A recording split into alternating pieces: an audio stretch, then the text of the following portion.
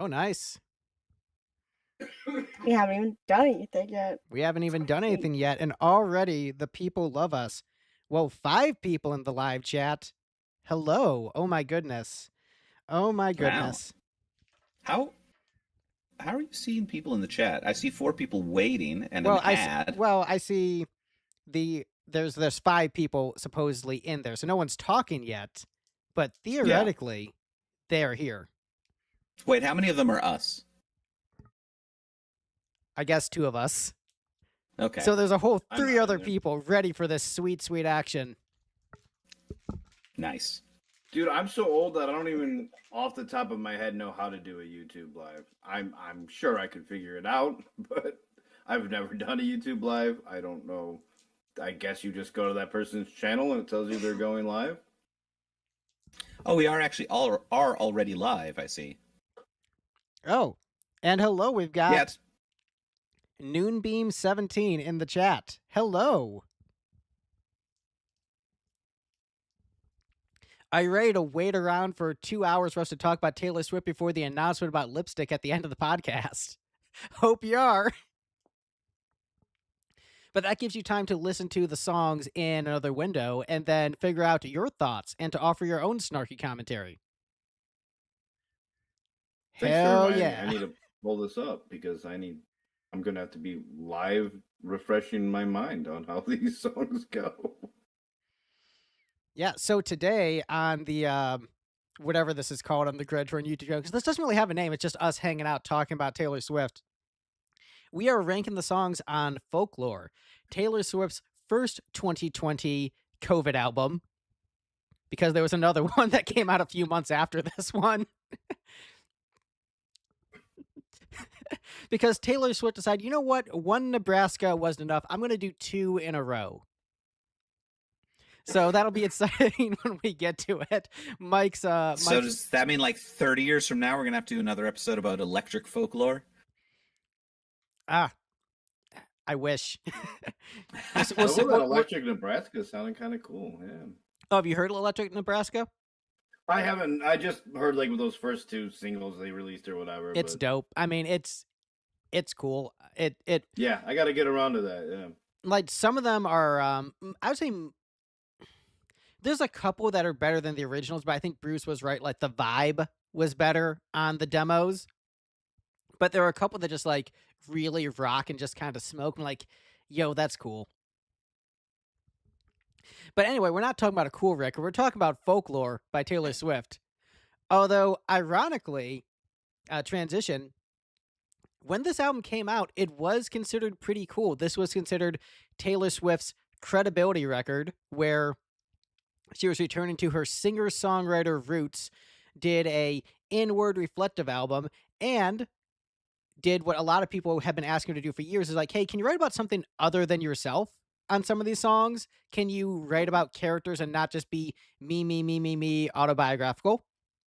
And while some of them were still me, autobiographical, she did actually write about characters and wrote about things like war. Taylor Swift wrote a song about war and conflict on this record, which, hey, can you write a song that means something? Well, she did. And I remember when this came out that the hipsters, the singer-songwriters were all really into this record. This record was sort of respected by people. It's like, oh, Taylor Swift is an actual artist and not just a silly pop musician. And I remember even Steve had a couple nice things to say about this record when he heard The Last Great American Dynasty and thought, oh, these are actually pretty good lyrics, he said at the time. The years have changed and jaded Steve towards this record. And the years have also changed and jaded me towards this record, partially, where I said when this came out, I think this is the best record of the year. But as time has gone by, I think this is a harder record to listen to. It's not easy to just put on and just vibe out to. I remember talking with a friend of the pod, Craig from Pods and Sods, and we talked about whether or not this was the album of the year or Dua Lipa's Future Nostalgia. I might go with Future Nostalgia in retrospect, but I can see why this one got Taylor Swift the credibility points and made people think, oh, she's an actual songwriter. And it's a credibility record. It's like, look at me, I'm an artist, aren't I smart and cool? But but the song's still as catchy. So I want to go around and talk about the history with the album, what people thought about it at the time, what they think of it now. Let's go ahead and pivot over to Steve, then we'll move to Alexis, and then to Mike. So Steve, what do you remember about this record when it came out, and how do you feel about it now? So yeah, I tried to listen to this record when it first came out because I was like, all right, I've spent years hating Bon Iver. Let's see how bad he makes Taylor Swift. And I got bored halfway through and turned it off. I mean, at this point, despite not being a Swift fan or necessarily even in the target audience, she was ubiquitous enough, of course, that I knew generally the major things that were happening in her career, whether or not I wanted to. But yeah, I tried to listen to the album then, got about halfway through before deciding that it just was not doing anything for me and turned it off. And then I listened through it this whole time, and it really was a slog, and actually trying to actively listen forced me to realize how much of this is late 2000s to early 2010s, like the reverb-drenched neo-folk, which is just one of the worst genres in the world. I hate that nonsense. Bon Iver and Fleet Foxes, some awful trash music that I don't like at all. So her trying to do that same thing, and the only reprieve from that being standard piano ballads, was not good. Yeah, so I realized when we got to this record, the way that I viscerally hate grunge at like the core of my soul, it's just like this music inspired me to make music because of how much I think it sucks. And knowing that you wrote a song called The Eau Claire Music Scene about how much you think this style of music sucks, like this is confronting your musical inspiration in a way, because like, I want to do the exact opposite of this trash because it's so bad. So like, I get it. If we were doing Bleach by Nirvana, I would be just like, I'm grumpy, this sucks, I'm not having a good time. So like, you not liking this record, like, man, I get it. I get it. This is the core of your musical identity, so no shade. Is Eau Claire the Seattle of this kind of music? I mean, it's where Bon Iver is from. Oh, okay. But I it is, thought he was like from somewhere in Europe. it's a very Great Lakes Midwest centric genre, because you've got Bon Iver out of Eau Claire, you've got Fleet Foxes are from somewhere in the Great Lakes, but I know they were big in Ohio, and then you've got Arcade Fire from the important parts of Canada, which is all either Eastern Seaboard or Great Lakes region. So yeah, I think just the cold rural spaces near the big old lakes that took the Edmund Fitzgerald from us were the breeding grounds of this music. 50 years in 2 weeks. But yeah, R.I.P. everybody who died on the Edmund Fitzgerald. Rip and destroy. Rest in pond. So Alexis, how about you? What is your history with this album and your thoughts on it? So when it first came out, I didn't listen to it. I didn't listen to it till after Evermore came out, and I listened to Evermore, then I went back and listened to like the 3 other ones that I hadn't listened to yet. And out of Lover, Reputation, Folklore, and Evermore, this was probably my favorite one out of all of those. Whenever I went back and listened to it, and it's definitely my favorite of the sister albums. Between this and Evermore, I think this one's better. And Mike, how about you? What was your history with this album at the time and thoughts on it now? Yeah, I do not recall being aware of this one at all at the time. When I listened to it a few days ago, I didn't recognize any of the song titles, did not recognize any of the songs. I don't remember like hearing any friend being like, "Oh yeah, you got to listen to Invisible String." Like nothing. So this is all completely new to me. Oh, and we got Michael in the chat. He is a Bon Iver fan, and he is upset with Steve. Tremendous. I regret nothing. I will say worse things about the man. So you ready to get into this ranking? Okay. So coming in as the least best song on this album, as chosen by this panel of experts. Oh, and the email said this was Speak Now, but we know what it is. The least best song on Folklore, according to this group of experts, is the bonus track "The Lakes," which actually, for this album, basically there's a giant gap between my last place and the rest of them. And then the rest of the songs are all kind of on a similar playing field.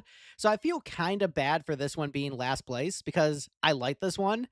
I like the vibes, I like the lyrics. I like the musical arrangement of the piece.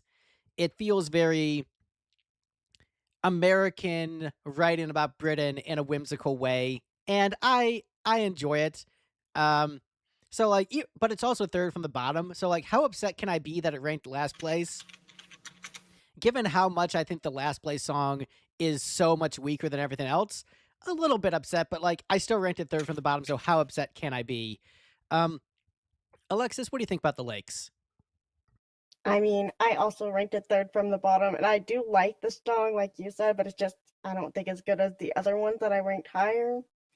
But I mean, I guess I'm kind of the same where like all of the songs are kind of like on the same like playing field. This was just at the bottom of all the ones that are just like kind of the same tier for me.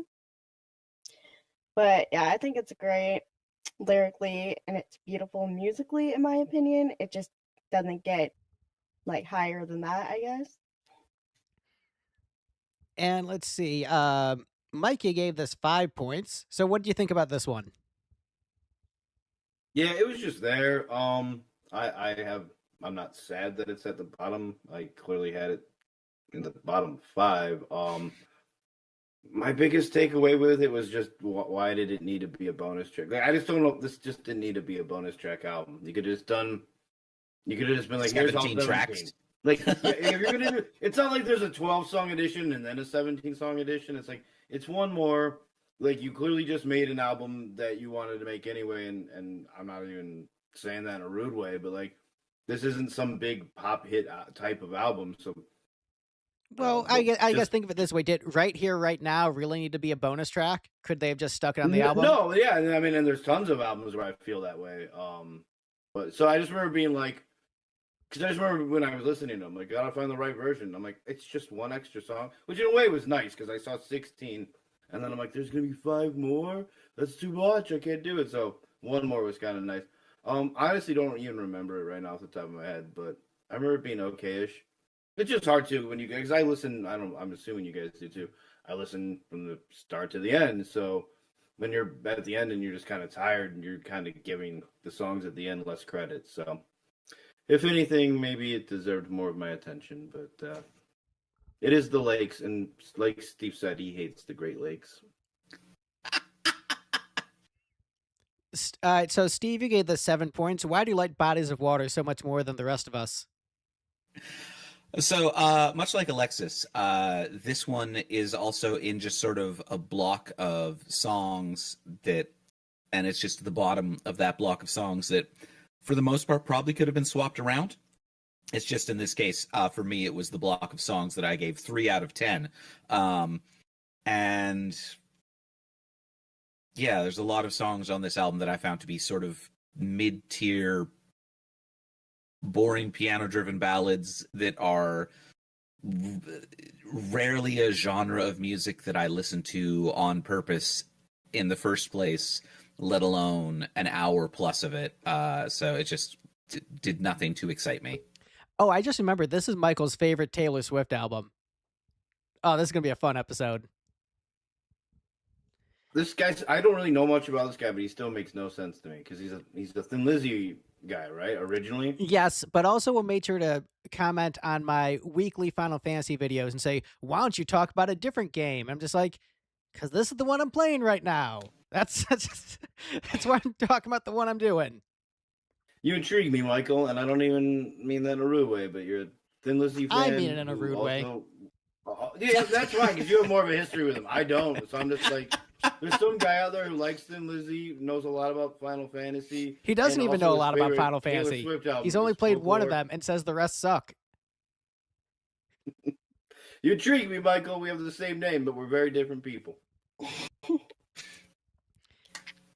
So next up on the list is a song that Alexis ranked last place, and I kind of get why, and I think that's hilarious. So next up is Epiphany.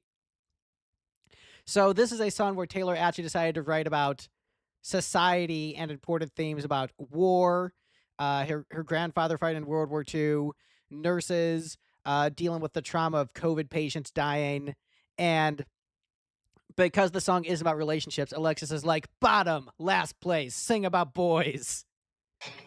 Boys fight in war too, Alexis. So why is this song a piece of trash? I mean, you're kind of right. Like, I want to hear about all the songs where she's like, me, me, me.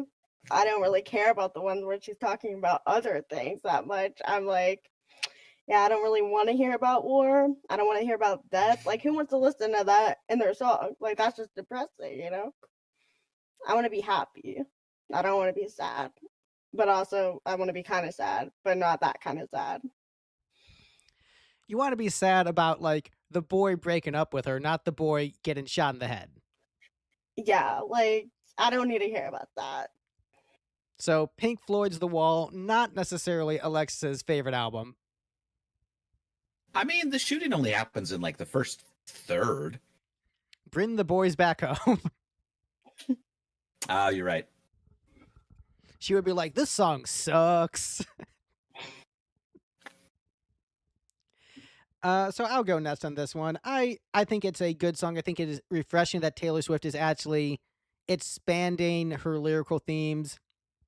I think it's long overdue. Given how much she is into singer-songwriters who are very narrative-focused, it's kind of wild it took her this long to start doing that. But I think she actually does very well lyrically in this piece. I think the melody feels the least like Taylor Swift out of the entire record. Those vocal jumps feel very much like her collaborators and not her.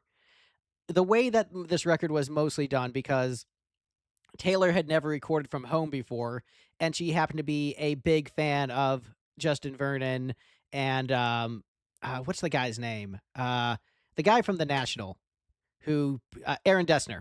So she was a big fan of Aaron Dessner's music and wanted to collab with him. And he said, all right, well, here's just like a bunch of instrumental tracks I have, put lyrics on top. And that was how a good chunk of the album was written, was he had these instrumentals and she wrote lyrics and melodies on top of them.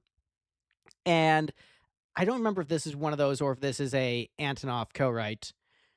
But like the melody choice feels... This one's Dessner. This is Dessner? Yeah. This is one I would feel where like Dessner also wrote the melody. Because if you listen to The National, which I did before this podcast to get a feel for their music, this is a much catchier album than what The National makes. So Taylor Swift actually was a very important part of the songwriting process and like making sure the melodies were more accessible. Because you listen to The National, like these songs do not stick with the listener at all, which like I get it's artsy indie rock, but it is interesting knowing like how much of this process was Taylor versus how much was her co-writers. So listening to both of their works and then comparing like, oh, I see what you brought to the table. And I think Taylor doesn't get enough credit for what she brought to the table on this record, because melodically, this is pretty much all her, except I think for this track. This track really feels like Dessner's music with that like vocal leap. And I still think it's a good song and I enjoy it. Steve, you gave it the same number of points as me, but I suspect you enjoyed it significantly less. Yeah, so this one's probably an interesting one that on listening to this one, I probably had more potential for me to like it than the other ones.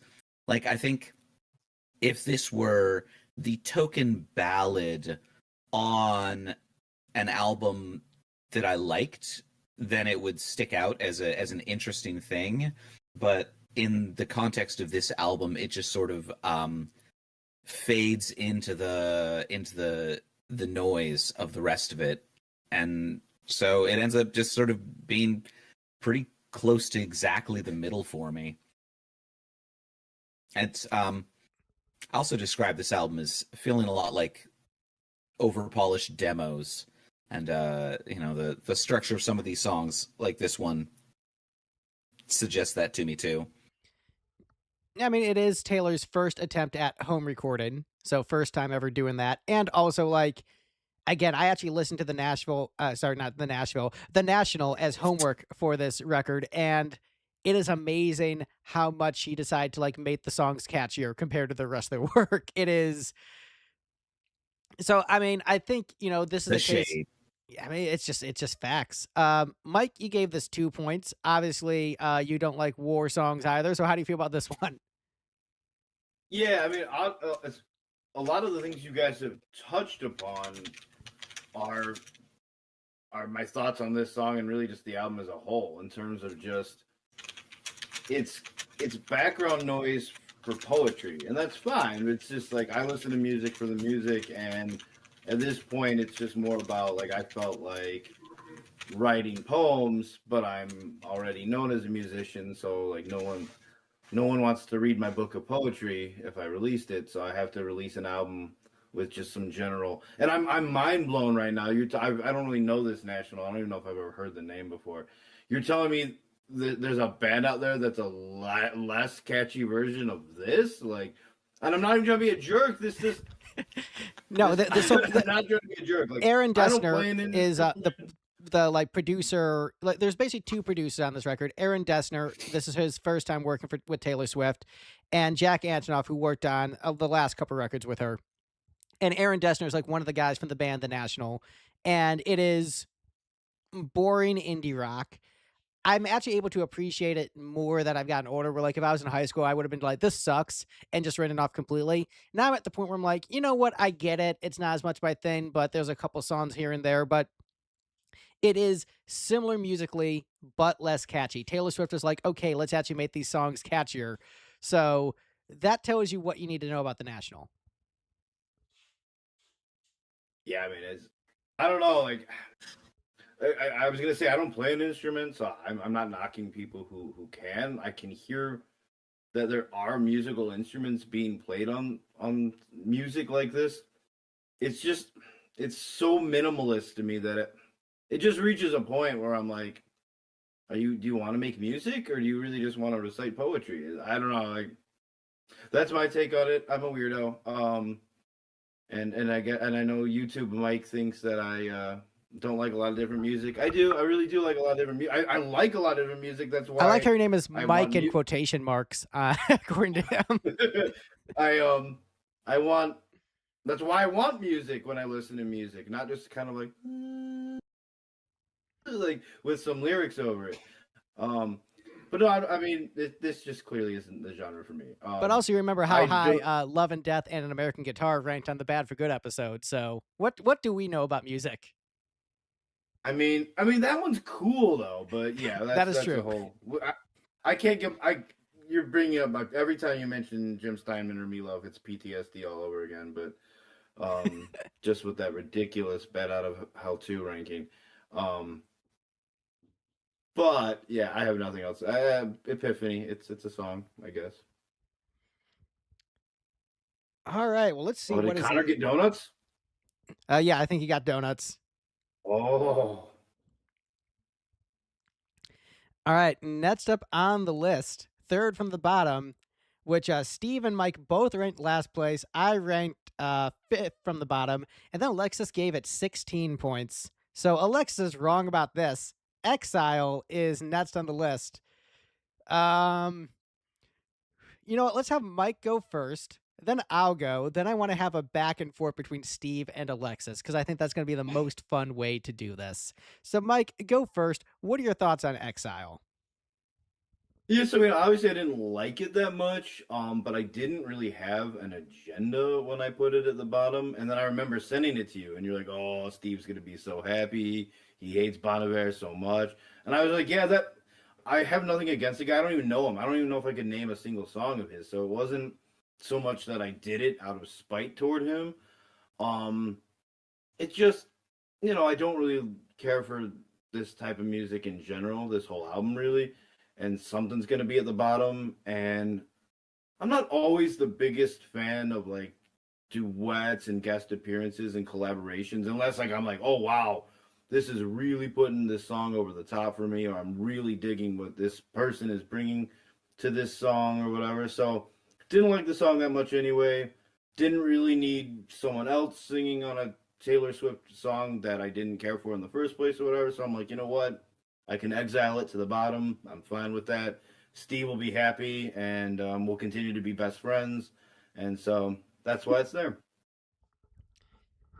All right, so I'll go ahead and go next. So I know that how much Steve hates Bon Iver, and so I feel a certain pressure and expectation to also hate Bon Iver just because I love Steve so much. And unfortunately, I didn't hate this song. And I'm very sorry about that, Steve. I'm so sorry. You know, a lot of Taylor Swift fans complain when she does a collab with another artist and she lets the guy sing first and just like, why are you doing this? We're here for you, not this other guy. And so the song has a lot of things potentially going against it. Guy singing first. It's a, you know, an artist that Steve really hates. I should be primed to dislike this song. Even down to the vocal silence, I tend not to like a baritone vocal that low in a ballad setting. Unless it's Barry White telling me like we're going to do some sweet, sweet love making, I don't want to hear someone sing that low on a song typically. And apparently that's not even the way that Bon Iver normally sings. I guess he normally sings in a higher register than this, but that was just the way the melody was written. So all that being said, I was very pleasantly surprised with the song. I thought the melody was actually very strong.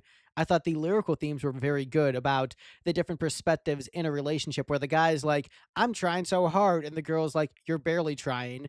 And sort of that back and forth narrative, I think is actually really compelling the way they play off each other. And so I actually thought it was a well done song in that style. And it is interesting, the writing process of the song, because it was written primarily by Taylor's boyfriend at the time, Joe Alwyn. He wrote the entire first verse and like the piano line, and then Taylor wrote the second verse and sort of wrote the rest of the song aside from the bridge, which Justin Vernon wrote. And so it's sort of this interesting process where she's stuck at home during COVID. Her boyfriend is playing a song. She's like, oh shit, that's good. Can we write that together? And then it goes on the record. And I do think it is a good song with different perspectives. And I like what she saw in that first verse and then thought, oh, but what if the female sang? And then they were having this conversation back and forth about their different perspectives on their relationship. So I'm like, oh, this is a well-written song. I like it. I'm sorry, Steve. I'm sorry that I like this one, but I think it's good. So, Alexis, I want you to talk about why you love this song so much. And then, Steve, I want you to talk about why you hate Bon Iver so much. Okay, well, I will start by saying I don't even know who Bon Iver is. Don't know what he sings at all, so I can't speak on that front. But I do love this song. I'm honestly offended that it's so low. Like, this one is causing damage to me emotionally. I'm not going to recover from this one.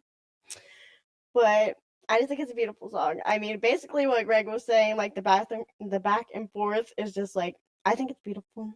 This is poetry to me. And it's like actually one of my favorite songs in like the entire Taylor Swift discography. So I'm a bit upset by this one. But I mean, you can tell us how much you hate it now. I'm just going to have to deal with it. So the trick is, every once in a while, an artist will just do something that's so unconscionable that it's not even right to ever give them a fair shake again. So, like, Tim Lambesis tried to assassinate his wife, so I removed all of the Austrian Death Machine songs from my playlists, and I won't ever go to an As I Lay Dying show. Ian Watkins did the things that he did, so all of the Lost Prophet songs get pulled from every playlist ever. And Justin Vernon wrote Woods. He wrote the song Woods, and I will never give him a fair shot at anything that he does. He's a bad musician in person for it. But if you wrote Rock and Roll Part 2, it's like, you know, forgiveness is divine. Yeah, I mean, I also try very hard not to give Gary Glitter money. Rock and Roll number 2 was a very good song. I mean, it freaking rocks, man. That's just a great riff. But yeah, Bon Iver was, and YouTube Mike, I don't really care if I'm pronouncing the name right. I do know that his name is Justin, yes, but I don't care how his band is pronounced because he's. I thought his name was Justin Vernon, not Justin. Yes. Ha ha ha. But yes, he's the man is pretentious. He has always been pretentious. Everybody I know from Eau Claire who's ever met him, like, they hate how pretentious he is. So just like pronouncing his fake made up French word name correctly is not at all a priority for me. But his music was the worst of the late 2000s reverb drenched neo folk. I just could not stand it. It was made worse by the fact that I had coworkers who were really into it. So it was constantly playing in the office, specifically the song Woods, which is so bad. I hate the song Woods so much. If I may be an asshole about Bon Iver for a moment. Please. So, as folks may know, I'm a left-leaning person, and like a left-leaning person, that means I actually took COVID seriously as a threat to the community. And so I would mask up when going out, and there would be times where, like, I would be wearing a mask when driving. The reason being because, I'm going to be driving for like 2 minutes and it's just a pain in the butt to take off the mask. I'll just leave it on. And so I understand. And you got to wash your hands after you touch your mask too, right? So it's like, okay, I know people would make fun of people for driving with the mask on, but for me, it was a convenience thing. But the point is, I have a lot of leeway for how people were being being cautious during COVID. I'm very forgiving of a lot and very open-minded to a lot of people who were very cautious. For those who saw the Taylor Swift, the Long Pond sessions on Disney Plus, where she did this entire album, and it was the first time the songs were performed live. So it was mostly performed with her, Jack Antonoff, and Aaron Dessner. But Bon Iver was not coming down because to record because of COVID, and so he recorded his duet part in his home studio. And so, okay, it's a little bit dorky to see someone just like singing in their socks, but it's like, whatever, you're at home. I can give that a pass. But he was wearing a mask while doing the duet alone at his home studio. And I'm just like, dude, as cautious as I was about COVID, that's so goddamn stupid. Come on, man. And like, okay, maybe you had a camera crew there. That room was big. They were so far away. You did not need to wear a mask while singing this duet for the Disney Plus special. Come on. Like, as COVID, cautious as I was, I'm like, this is ridiculous, dude. Come on, get over yourself. What an asshole. Guys, I'm just right, exactly.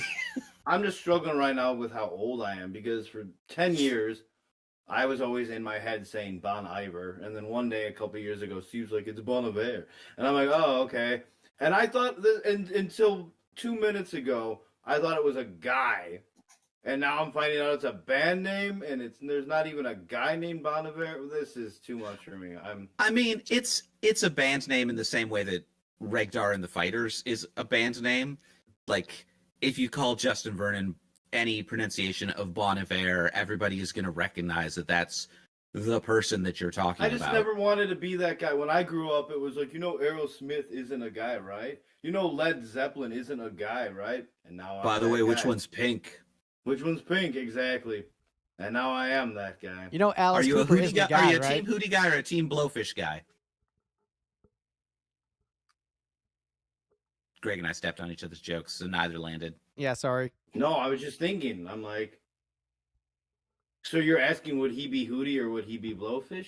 Or... Well, no, that's just the recurring joke. I think there was even a Key and Peele sketch about it. Is like, are you when you pick sides between Darius Rucker and his band, do you pick Hootie or do you pick the Blowfish? Despite the fact that, right, he is not Hootie, they are not the Blowfish. That's not how it works. But if you call me Regdar in the street, I'll be like, hey, that is my project that is just me and a computer. Regdar in the street, Raptor vomit in the sheets. I don't think that goes well, no matter how you put those elements together.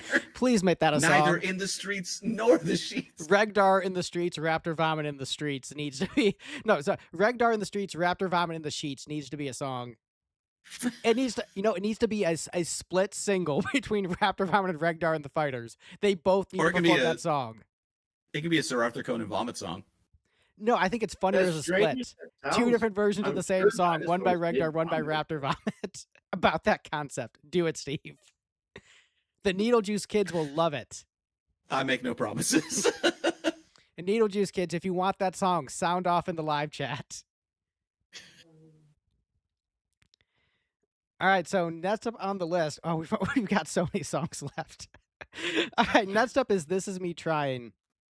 Alexis gave this 12 points. Alexis, why do you like drugs so much? Oh, is this one where she was drinking constantly? This is the, hey, you know, I might be an alcoholic, but, like, I'm trying to show up on time, man. I mean, I don't know. It was just catchy. It's relatable a little bit. I mean, I'm not like an alcoholic, but like Drinking too much during 2020 was pretty relatable. I mean, I didn't do that, but like I can relate it to other things, not like alcohol. Ah, I see. You were doing the hard drugs during isolation. Yes, elementary Yeah, it school was a bit Alexis was different. all about the heroin. Hey, I was 19 when this came out. Thank you. 19-year-old elementary school Alexis held back for years because of all the heroin.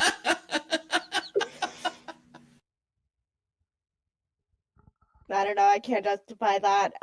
It's just higher up on the list.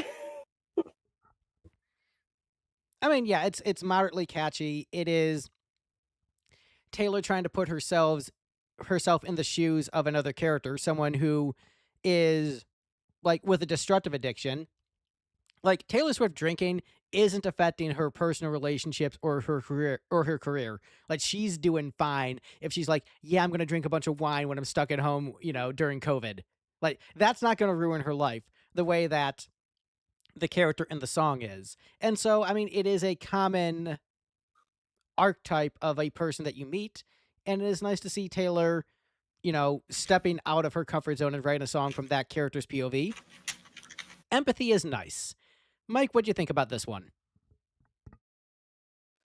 You guys are gonna hate me, but my biggest takeaway when I was listening to the album was, do I or do I not make a, as in me, Mike Walsh, this is me trying joke, and there I guess I just kind of made it, by talking about how I was gonna make it or not make it.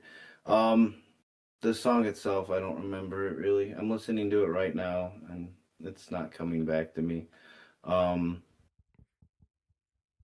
Yeah, this just wasn't the one for me, guys. I'm sorry. I have nothing for you. I mean, that's fair. Steve, do you have anything for us on this one? This one I ranked pretty low because it particularly leans into the tropes of the neo-folk movement. You know, less just her playing a piano, being kind of boring, and more her, mining a genre that I actively hate. Speaking of Wisconsin bands that are more successful than me, this name always throws me off a little bit because there was a Wisconsin band called This Is Me Smiling that I was supposed to work with their producer at one point. Like, my dad loaned some gear to Smart Studios in exchange for some studio time, but that just never materialized. And he was going to just forward that to me because he didn't have a band, but that just never materialized. But now my dad has his own studio, and we can talk about that during the plug points after I look it up and remember what his studio is called. Right. And then I'll add it to the description in post. All right, so let's just move on to the next song on the list. So next up is a song that Alexis gave 15 points to, and I think is by far the worst song on the record very easily. So Hoax is next on the list. So the thing is, I've been listening to this album pretty much once per day for the past month or so to make sure that I really have all the songs in my head and remember them all. And for about 3 weeks, no matter how hard I tried, this song was not able to be remembered. The catchiness level is so much lower. I'm just like, what does Hoax even sound like? And I would look up the lyrics and I'm like, I do not remember this song. And then I'm gonna go and listen to it 4 times in a row. And then I would think about later in the day, like, what does that song sound like?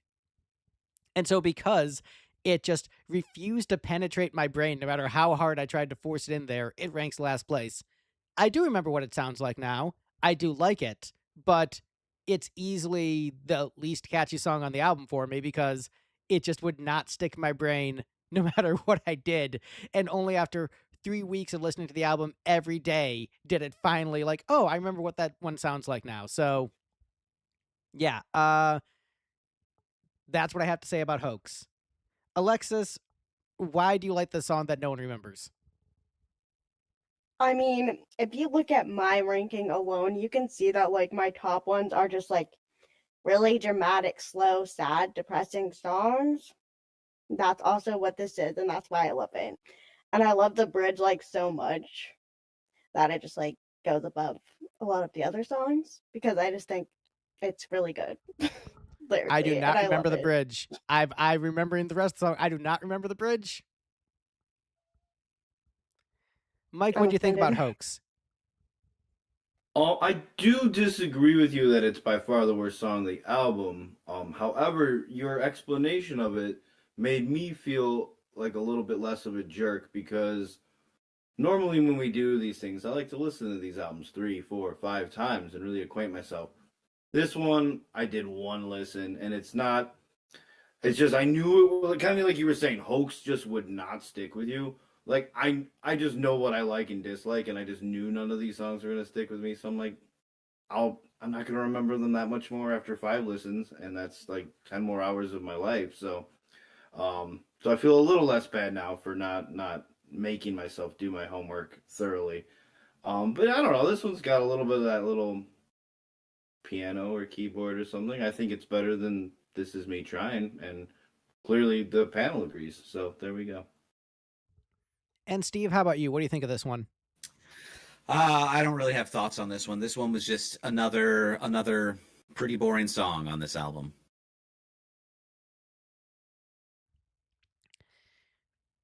Well, hey, speaking of pretty boring songs, next up on the list, I feel mean about saying that. Next up is Mad Woman, which I gave 2 points to. Mike gave 11 points. Steve gave 10 points. Alexis gave 10 points. So this song is basically, what if the man was better lyrically, but not as good musically, is what this song is.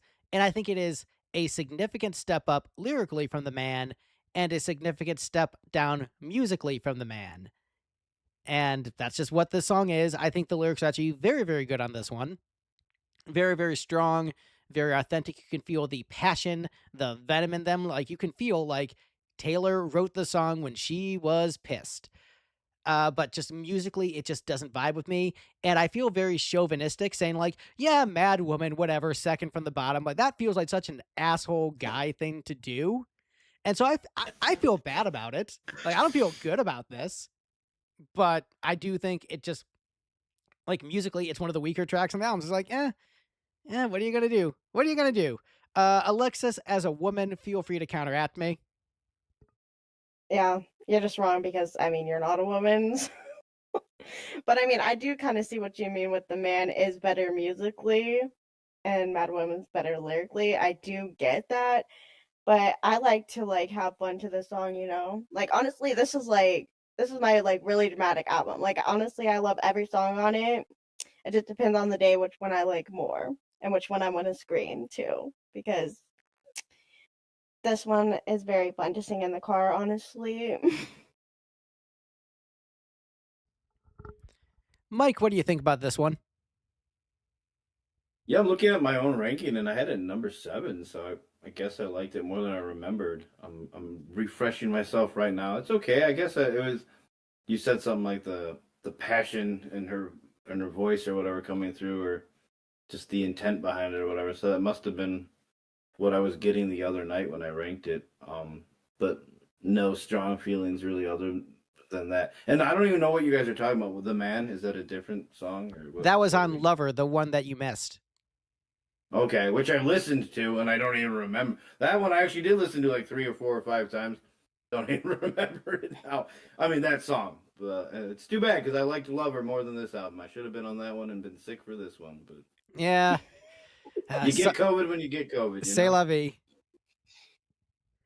So, Steve, you're a known chauvinist. What do you think about this one? Dang, harsh. Um, yeah, I didn't really have. This is another one that I didn't have super strong feelings on.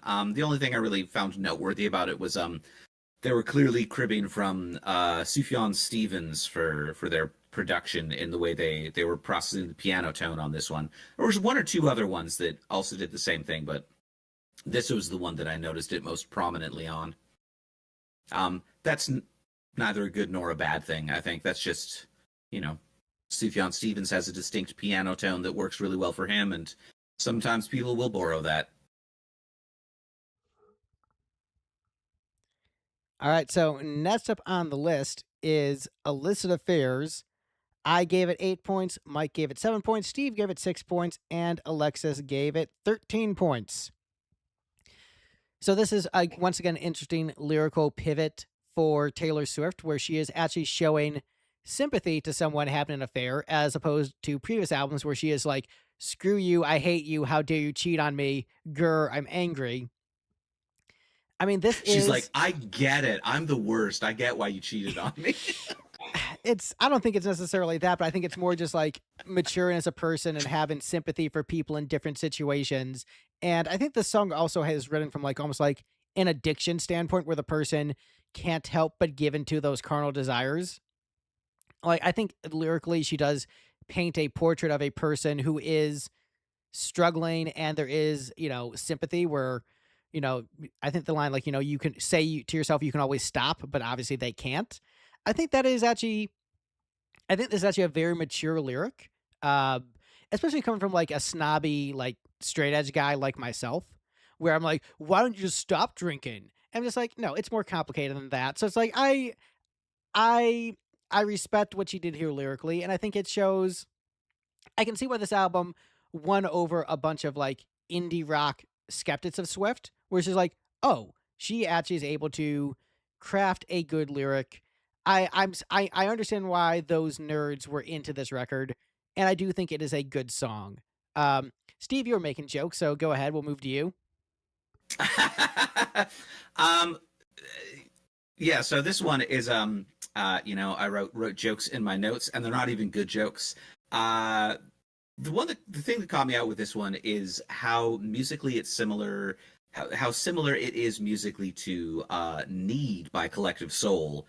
So I listened to this song, and then I think this was like pretty close to right about when I was like, all right, I need to take a break from this album and go have myself lunch.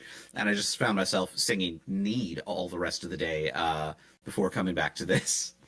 And it's, one of those things where it compares disfavorably, so I, ranked it pretty low. Mike, you're a known Collective Soul fan. What's your thoughts on this one? I like a couple Collective Soul songs. I can't recall Need though, so I was trying to think of that, but it wasn't coming to me. This was okay. What did I have it kind of middle-ish or whatever? Yeah, pretty kind of middle-ish. I kind of like the guitar on it a little bit, as much as I've pointed out that I don't really care for this style of music in general. The fact that the guitar even was like, oh, I'm like, okay, that's cool. The fact that it's one of my favorite musical parts on the album, I guess says something. So that's probably why I ranked it higher than the ones below it. But other than that, didn't have much to say. I'm just curious to find out why Alexis loves infidelity so much. And can Connor hear this? What's going on here? I mean, I guess I like the controversial songs on this album the best. Like, controversy is more fun. Just saying. But I mean, I kind of like how this one starts off like, it's slow and like beautiful sounding, but then like the end you can like scream to it. And it's like, it's just fun. I just think it's a fun song. Well, fair enough. I'm not going to make any jokes and just move on to the next song on the list. Next up, we've got Invisible String, which was ranked pretty similar across the board. I gave it 7 points, Mike gave it 10, Steve gave 11, Alexis gave it 7. So, I think the song is good lyrically, but the first line is a bit awkward. The line about green was the grass, like, yeah, of course the grass was green. Yeah, that's obvious. And then I get like, okay, you're doing like a color theme with things. Also, are you really gonna falter for opening a song with a lyric about what color the grass is? Yes, because because an album with a song about yeah, but I what made color it. the I lyric- made it blue. I actually made it unexpected. There was an inverse. The sky was green and the grass was blue. That was a reversal, Steve. That's why that was interesting. Okay. But also that song was about Planet Namek. So like, what do I know? Anyway, so even though the song was not about Planet Namek, as a Nashville guy, like, I think, I just have that primo monkey part of my brain. It's like, she's mentioning part of my city. I'm excited. Like, that's just a thing that happens. Like, I go to Centennial Park. So I like the line about Centennial Park because, like, yo, that's my town. What up? Nashville represent. I like that. I know it's my base primal monkey brain, but I like that. I might not have my dad's love for local sports teams, but I do have the love for my town, like the Michael Stanley Band song. I love my town. This is my town. So like, hell yeah, Nashville's cool.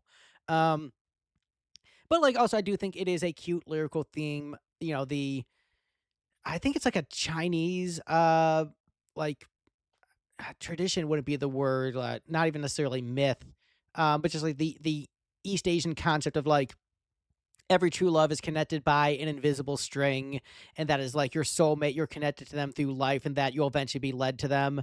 And so I think that is a very interesting idea for a love song. I think it is well done. I think it's cute. I think a lot of these songs are very bittersweet because they're just like, oh, I love Joe so much, and she's no longer with Joe. But I do think it is a good song. And I also like the lyric referencing how she was out to eat with Joe in England. And then the waitress was like, you look so much like an American singer. And she's like, oh, really? Do I now? Interesting. Like, I thought, so lyrically, She got Tony Hawked. yeah, she got Tony Hawked. So, but unfortunately, she wasn't on the Tony Hawk soundtrack because her music isn't good enough for it. But, good song. I like it. Steve, is this song worthy of the Tony Hawk soundtrack? No, this would not go well on a Tony Hawk soundtrack. I mean, first of all, how long is this song? Your average session of Tony Hawk is like 90 seconds. So the short skate punk songs that they use are already, by and large, too long to be on those soundtracks. I will say one more thing before we get into this joke too much. God of Thunder being on one of the Tony Hawk soundtracks does not fit in at all. And as much as I love Kiss, I'm just like, this should not be here because this is so slow and plotting. You don't want to skateboard to God of Thunder. Yeah, I did not know that, but as a huge Kiss fan and fan of that song, I would even agree that it should not have been chosen. I guess that is the thing, is sometimes they will put curveballs on there. So it's possible they could have made that choice. But I feel like this was probably somewhere in the middle for me just because I was less cranky because I'd had lunch and come back by the time I listened to the song. So I was not mad bored, just regular bored for my choice of ranking this one. You're like, you know what? A picnic at Centennial Park does sound nice.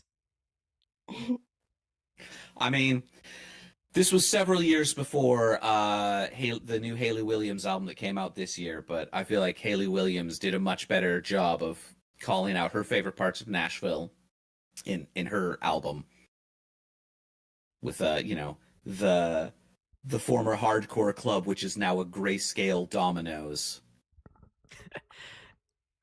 Yeah, I really like the song off the new album, Eat It, Princes. I think that's a great song, best song on the album.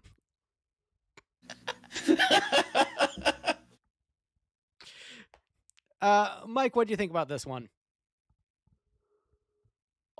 So yeah, for the most part, I've kind of criticized this album for lacking melody or hooks or just anything of interest to me personally. And I think this is, for me, one of the more memorable vocal melodies or interesting, or one that at least like tickled my ear a little bit. So I think that's why I ranked it a little bit higher. Still kind of middle, but high middle. Or no, right, almost right in the middle, I guess, but higher than the low stuff. And that's all about all I got for that one. And Alexis, how about you? You and I have been to the Taylor Swift bench at Centennial Park. What do you think about this song? Oh, did you hear that like somebody stole the plaque off of that or something like that? I don't know if they ever put it back or if that wasn't true, but somebody like stole that. But yeah, I think the song's great, and I do like that line. Plus, I was really excited because when I went to the Eras tour, she was like switching between like this song and the one, and she played this song in Nashville, which I think was great because obviously I want to hear the part about Centennial Park in Nashville because obviously. Then I also like the lyric, "Cold was still my axe to grind for the boys who broke my heart. Now I send their babies presents," because like that's just funny. She's like, "I used to be so mad at you, but now I'm like mature enough to send your babies presents because I'm just that cool." I mean, that is part of growing up is when you're older, you don't necessarily hate your exes with the same venomous passion. Like you can be mature enough to be friends with some of them. So yeah, I again I enjoyed that lyric also. As far as the live chat goes, yeah, you caught the lipstick too reference. And also, Michael, I am sorry to disappoint you by I don't know, not liking Hoax as much as you do, I guess. Apparently I'm dropping the ball on this album. I don't know how I'm dropping the ball on it, but apparently I am. So, hashtag Well, at sorry, not least sorry. somebody else likes Hoax. So maybe I'm honestly on his side today. Alexis is turning heel. Yeah, like I feel like we agree more than anybody is agreeing with me on this podcast right now. Yeah. So. Michael is mad at us this episode. I mean, as opposed to other times where he is just overjoyed and thinks we're all great and got the right takes on everything.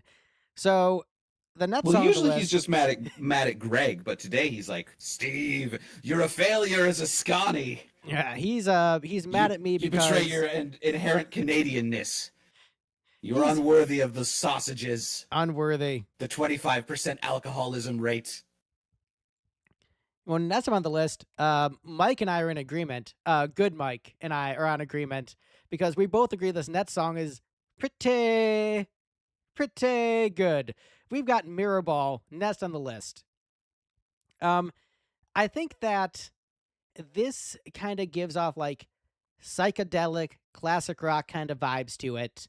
And I think that might be why Mike and I dig this one because this feels like a pretty cool album cut that could be from like a rock band from like the 60s or 70s, that kind of vibe.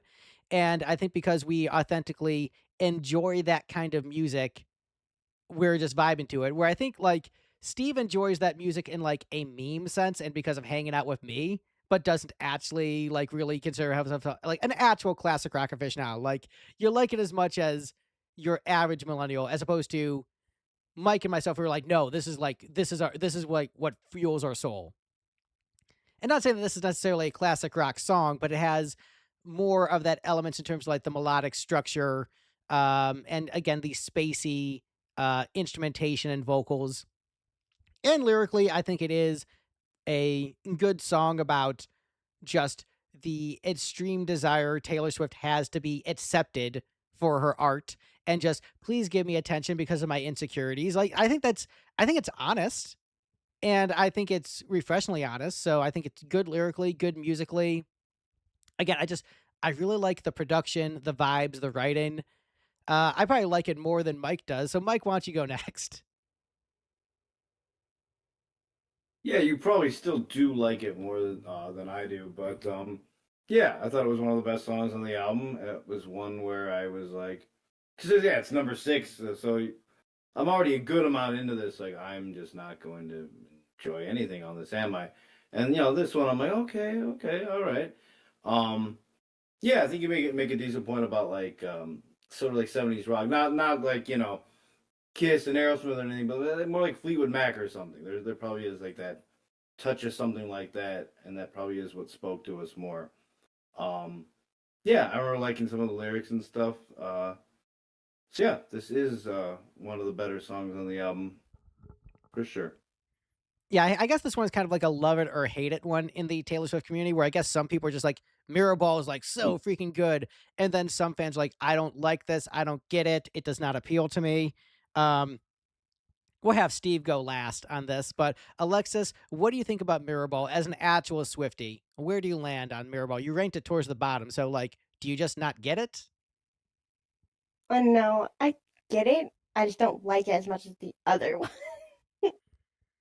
I get why other people like it, but I just don't like it that as much musically. Maybe because, like you're saying, it's more of like 60s vibes, and like that's just older than what I like. I'm more like 2000, 2010, you know, when I was born. So Alexis doesn't know I don't want to miss a thing. Like that's what I knew I was old. Like I'm like, that song from the late 90s, like new Aerosmith? What do you mean? Like modern? It's not new big hit anymore, Aerosmith? buddy. No, I know, that's the joke, but Old new Aerosmith. old new Aerosmith, yeah. yeah, but I like every song on this album except for maybe Epiphany because it's just not my thing. All the other ones I do love. So this isn't trashing Mirrorball. I just don't like it as much as the other ones. Hey, Mike, want to feel old? Sonic What's up? Boom was like 15 years ago, dude.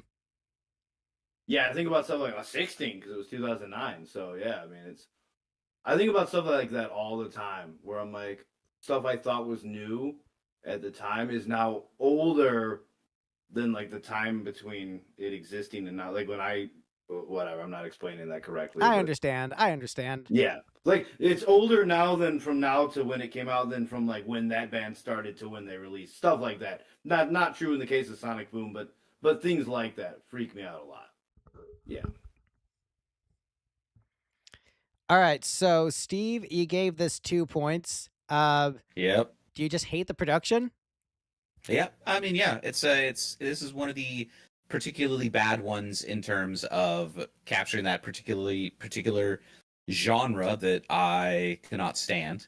And I also do find it funny that how she describes a mirror ball as reflecting every version of yourself, because that's not really how disco balls work. Like, even if you try to get really close to a disco ball so you can actually see your reflection in it, you're going to see like 3 reflections of yourself from the same angle and then a whole bunch of reflections of other things. You'd need like an inverse disco ball that you stand inside in order to get every side of yourself. She didn't get the I'm gonna science push right back behind on the that. disco ball. 0 out of 10. How dare she misunderstand disco? I see. balls? I don't know. I disagree, Steve, because when I think of mirror ball, I think of disco ball. When I think of disco ball, I think of Studio 54. So I'm picturing someone's like whole night out story. They're there at Studio 54 for the first time. Someone's offering them Coke. They're like, no, I don't want to do Coke. That's reflected in the mirror ball. Then they're like, okay, I I'll prefer give it a Pepsi, Coke. damn it. That's reflected in the mirror ball. They do the Coke in the mirror ball. The asshole they become after the Coke, mirror ball. So yeah. you're saying the real mirror ball is the mirror we did the 8-ball off of? Yes, exactly. The real Mirrorball is the friends we made Okay, along the way. bump this one up about 4 points, please. There you go. Greg, quick adjust the rankings. All right, so Mirrorball wins the ranking. Congratulations. Best song on the album. All right, next podcast. All right, next up on the list we have The One. I gave it 4 points. Mike gave it 13. Steve gave it 14. Alexis gave it 6 points. It's all right. It's a solid opener. Fits the vibe of the album. So like, you might be like, oh no, why open with a slow piano ballad unless this album is going to be like a bunch of like, unless this is going to be her Nebraska, in which like, spoilers, it is. So it's a good song. This is more standard lyrical fare for Taylor Swift, so I don't have as much to say about it because I feel kind of being a dead horse with it, and I think there's more interesting lyrics to talk about on this album. But I do think it's decently catchy. Alexis, what do you think about this one? I mean, I feel basically the same. It's just like not as good as the other ones. It's okay, but it's not the best lyrically or musically. But I mean, it's still a fun song. And Mike, you ranked it pretty high. Is this a good song? It might be. It just isn't a song for me. But this album, I mean, I was already headed in this direction with Taylor Swift, and this album is definitely the one where I'm finally like, I can't even be mad anymore. Like, it's not even that I'm mad. These might be 17 outstanding songs. I don't know. Like, Alexis is really enjoying them, and I mean that sincerely. Like, that's awesome. Like, it just isn't for me. So like, it's not even at the point. Like, there are some songs that like offend me and I think are just trash. I wasn't even offended by any of these. They're just not for me. But it was funny because you already said though, where with this being the opener, like when I put it on, I'm like, why would you choose this as the opener? Like, what a poor choice. And then, a little bit more into the album, I'm like, oh yeah, you just weren't gonna get that driving upbeat intro song or opening song or whatever, because that's just not what this album is, which I kind of knew anyway. But Yeah, she was thinking really about opening isn't that with a kind of cover of album. "I've Had Enough" Into the Fire, but decided it didn't quite Yeah, fit like the I vibe. wanted, I've had enough, Into the Fire, give me some King of the Mountain or something. I want riffs and sweet guitar solos and shredding. That's what I want from Taylor Swift. Technically, I should be able to expect that from Taylor Swift if Rolling Stone or whoever it was is going to rank her as like the 9th best guitarist. Like, I want some sweet guitar work. What'd you say? Was it 9th?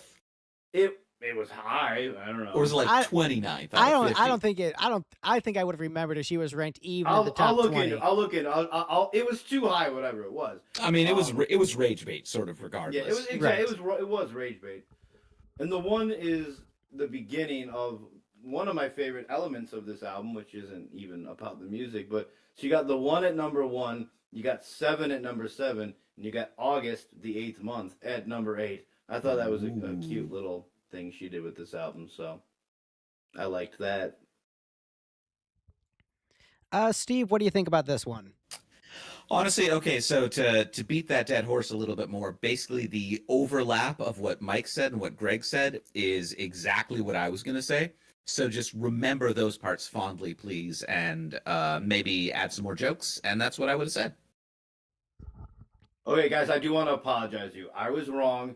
I said, what did I say, 9th best guitarist? 9th. Yes. I was wrong. My mistake, 8th best. They put her at 8th. Wow. I mean, I get the impetus of saying, like, look, she inspires a lot of people, especially people who traditionally have not been playing guitar-driven music. She has inspired a lot of people to pick up the guitar, and that makes her a significant guitarist. But 8th best for that? That's overselling I would totally it. respect inspirational musician, influential musician. I would give her number, whatever, high. I get that. But when you're making about pure guitar, you're just kind of tainting the whole list.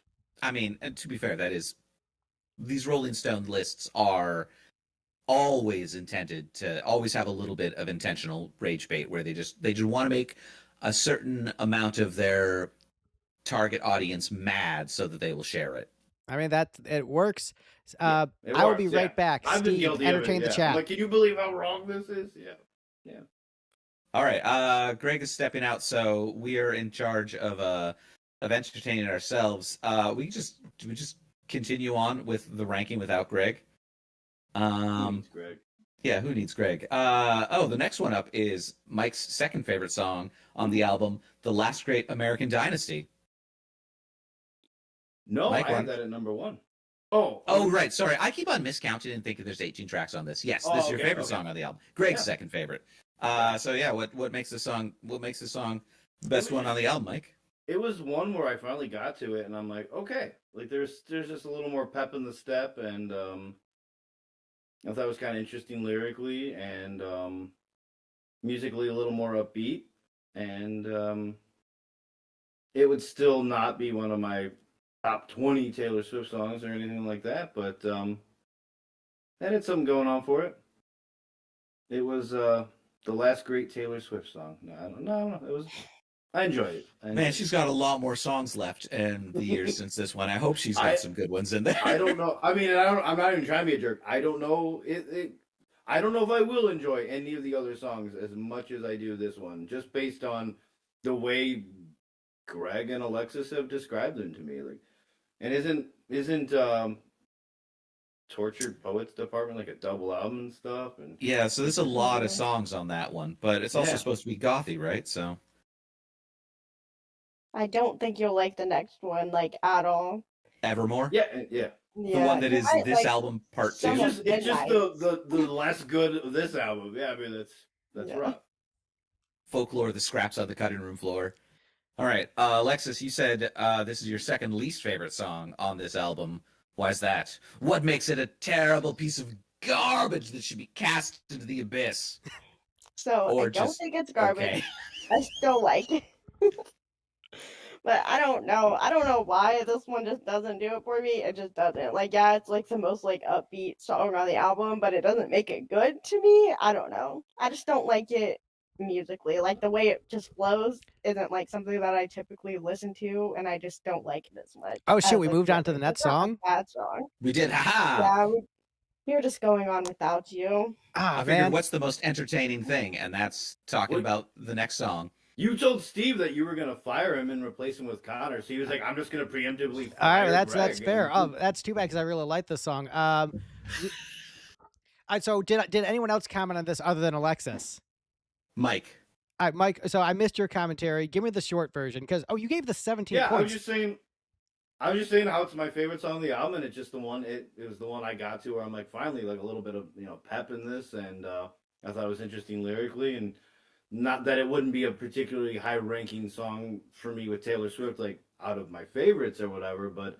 And then I made a dumb joke, the last great Taylor Swift song, and then Steve was like, "Oh, we got a lot more songs. I sure hope not." And I was like, honestly, I don't know if I will like any of the other Taylor Swift songs to come more than this one, just based on how poorly you have described them. So Wow. So that is definitely a bummer that I'm gonna have to actually rewatch the stream for the parts that I missed. But I think you gave me a good recap, so thank you for that. Steve, did you talk about this having one to yet? listen to my own podcast. I haven't gone yet. No. Well, no, but I'm saying like usually like it feels like I missed out. I missed out on the content. Well, I will correct the record slightly about Evermore. So I guess the writing process for that one, if I remember correctly, the sequel album to this is that they did the Long Pond sessions, Taylor, Aaron Dessner, and Jack Antonoff, and then they like were staying at like a cabin and like doing all the sessions for the Disney Plus documentary, and then I guess the night after, like so after finishing, and everyone else went to bed, Taylor just stayed up and was inspired and then wrote a bunch of songs like, guys, I wrote more songs. Let's do another album right now. And I guess that's how that one came about because she felt particularly inspired. Let's just do even more. So we'll see whether or not we think there are some good ones on that one, and we'll get to that later. But I rank this as my number 2 on the album. I think it's great. I think it paints a very good character portrait.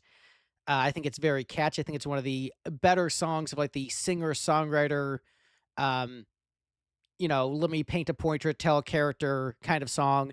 It is funny that Taylor still finds a way to make it about herself when doing the singer-songwriter thing.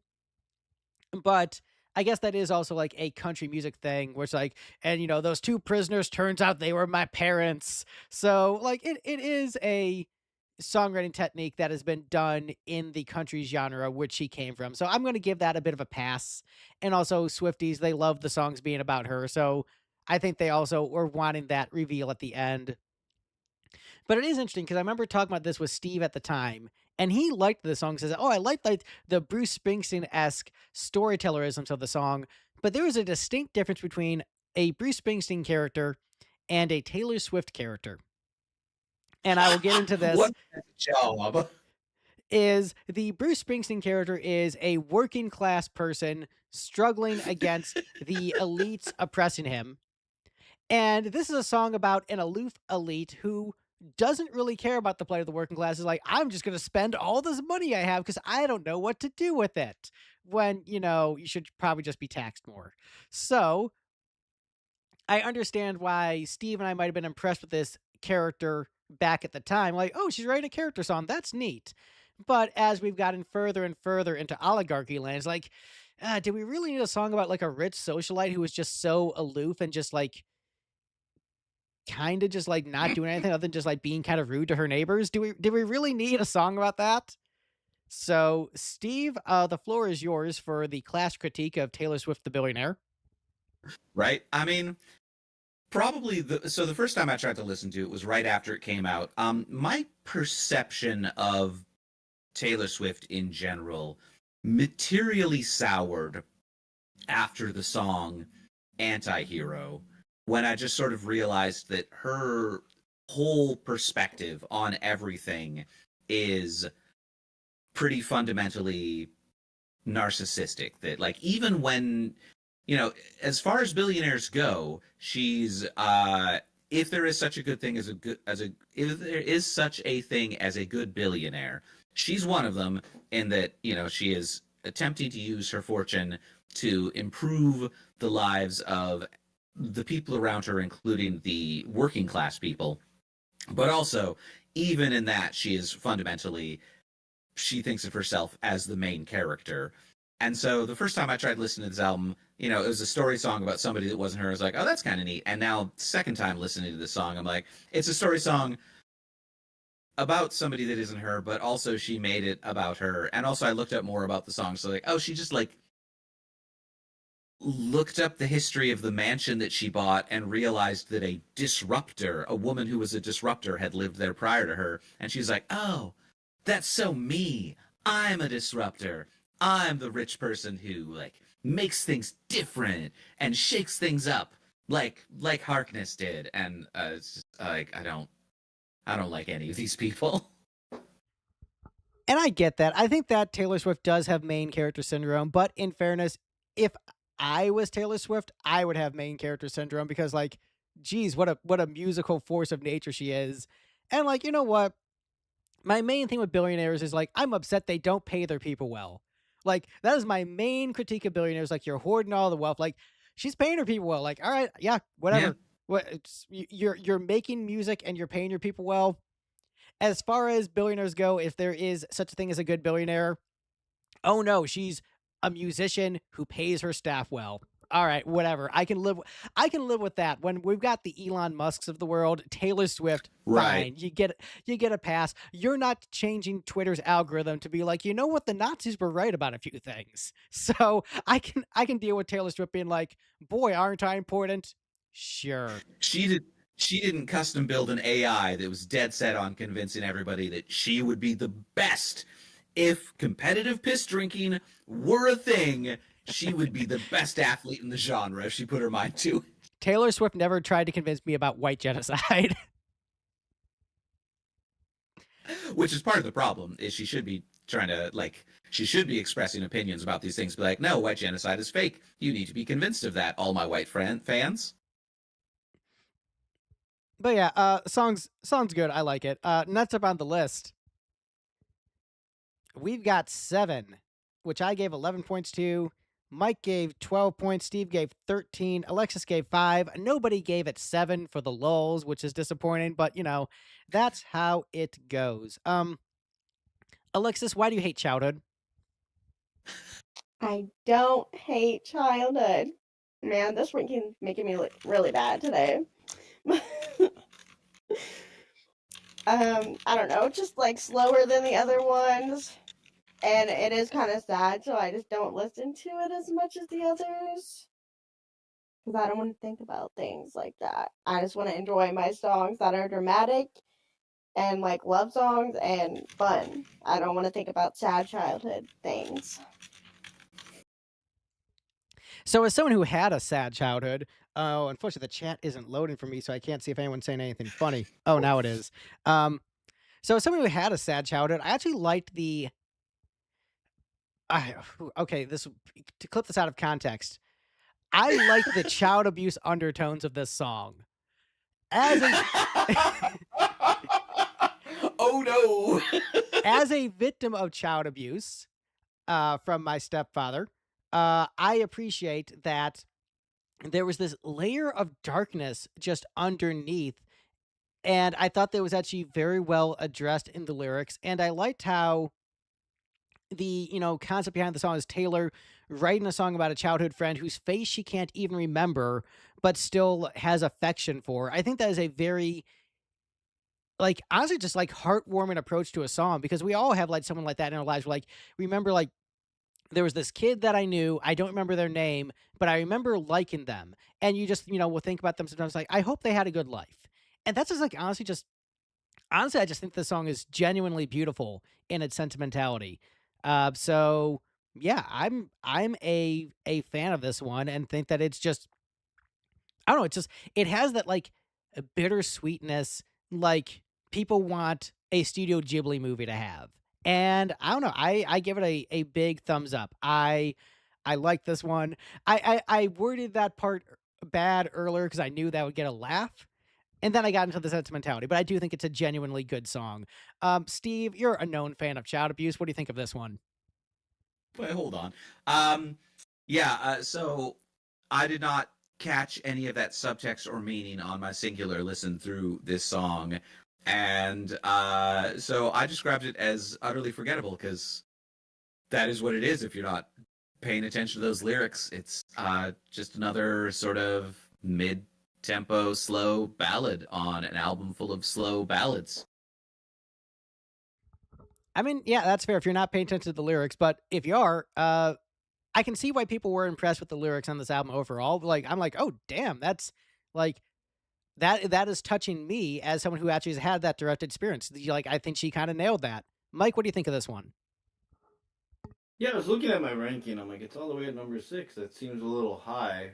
I don't remember exactly why it was speaking to me at the time, but it might have just been that it was standing out to me a little bit more lyrically. As much as I say that I'm in it more for the music in general, if it is going to be a more tame album like this one, that I do want to at least be spoken to lyrically. So maybe that's what it was, but I don't remember specifically. I did like what you said though about like randomly remembering some guy you knew when you were a kid, and you're just like, oh yeah, that kid was funny. I remember we like would hang out on the playground, and it felt like all school year, and now I can't even remember that guy's name. I hope he had a good life because I think of stuff like that all the time. So I'm glad to know that you do too. Yeah, and it's also, I guess, even Taylor Swift thinks like that and wrote a song about it, and that is a refreshing lyrical theme because, like, I can't think of another example of that specific thing. Like that kid who I barely remember. I hope they had a good life. Like that's nice. So next up on the list is my number one song, and it's actually a pretty easy number one for me, and nobody else agrees. But here it is. Betty is next up on the list. I think the song is great. I think it's musically, I think it's actually very catchy in that Springsteen, Nebraska, Ghost of Tom Joad, Devils and Dust kind of vibe. So, like, if you like those albums, which I know not everybody does. I was just saying, I love how you just mentioned the 3 worst Bruce Springsteen albums. Son of a bitch. Anyway, but I know I know what you mean though, and in that sense, I actually agree with you in a positive way. But it was just funny. But go on. Like, yeah, but down to like even like the harmonica as like a major hook of the song. I think the narrative in this one is very strong, very easy to grasp what is going on in the piece. And what I do think is fun is that Taylor is singing the song from a male perspective. She is a female singer-songwriter, but she is portraying a male character in the song. And this is actually part of a trilogy of songs that all feature the same characters. This, August, and Cardigan are all about the same 3 characters from different perspectives. This is from the character James, who had an affair with the girl who sings the POV of August, and the girl Betty sings the POV in Cardigan years later, reflecting upon that time that James was an idiot in high school and cheated on her with another girl. And so I like that she wrote 3 different songs from 3 different POVs of their views on the same situation. But I think this one is musically the best, and I just genuinely like it. It's a good singer-songwritery kind of song with that Springsteen vibe. And this is like an actual like Springsteen vibe kind of song down to the lyrics. But it's like, I was a stupid teenager and cheated on my girl, but I'm going to win her back. Like, yeah, okay, this is more in the boss's wheelhouse, writing a song like this. So big thumbs up. Love it. Favorite song on the album. Love the key change at the end. No complaints. Mikey gave this, looks like 14 points, so it looks like you liked it as well. Yeah, I rank it very high, and I'm totally cool with you having it at number 1. I'm totally fine with that. Yeah, this one appears a little bit later on the album, so I had already thought to myself, like, oh, Taylor Swift is really just this album is her just kind of going for that Bruce Springsteen thing, and then you get to this song and you're like, wow, she's really leaning into the Bruce Springsteen thing, and I mean that in a completely good way. Like, well, why not? Just go for it. It's got the harmonica on there, and just fully embrace it.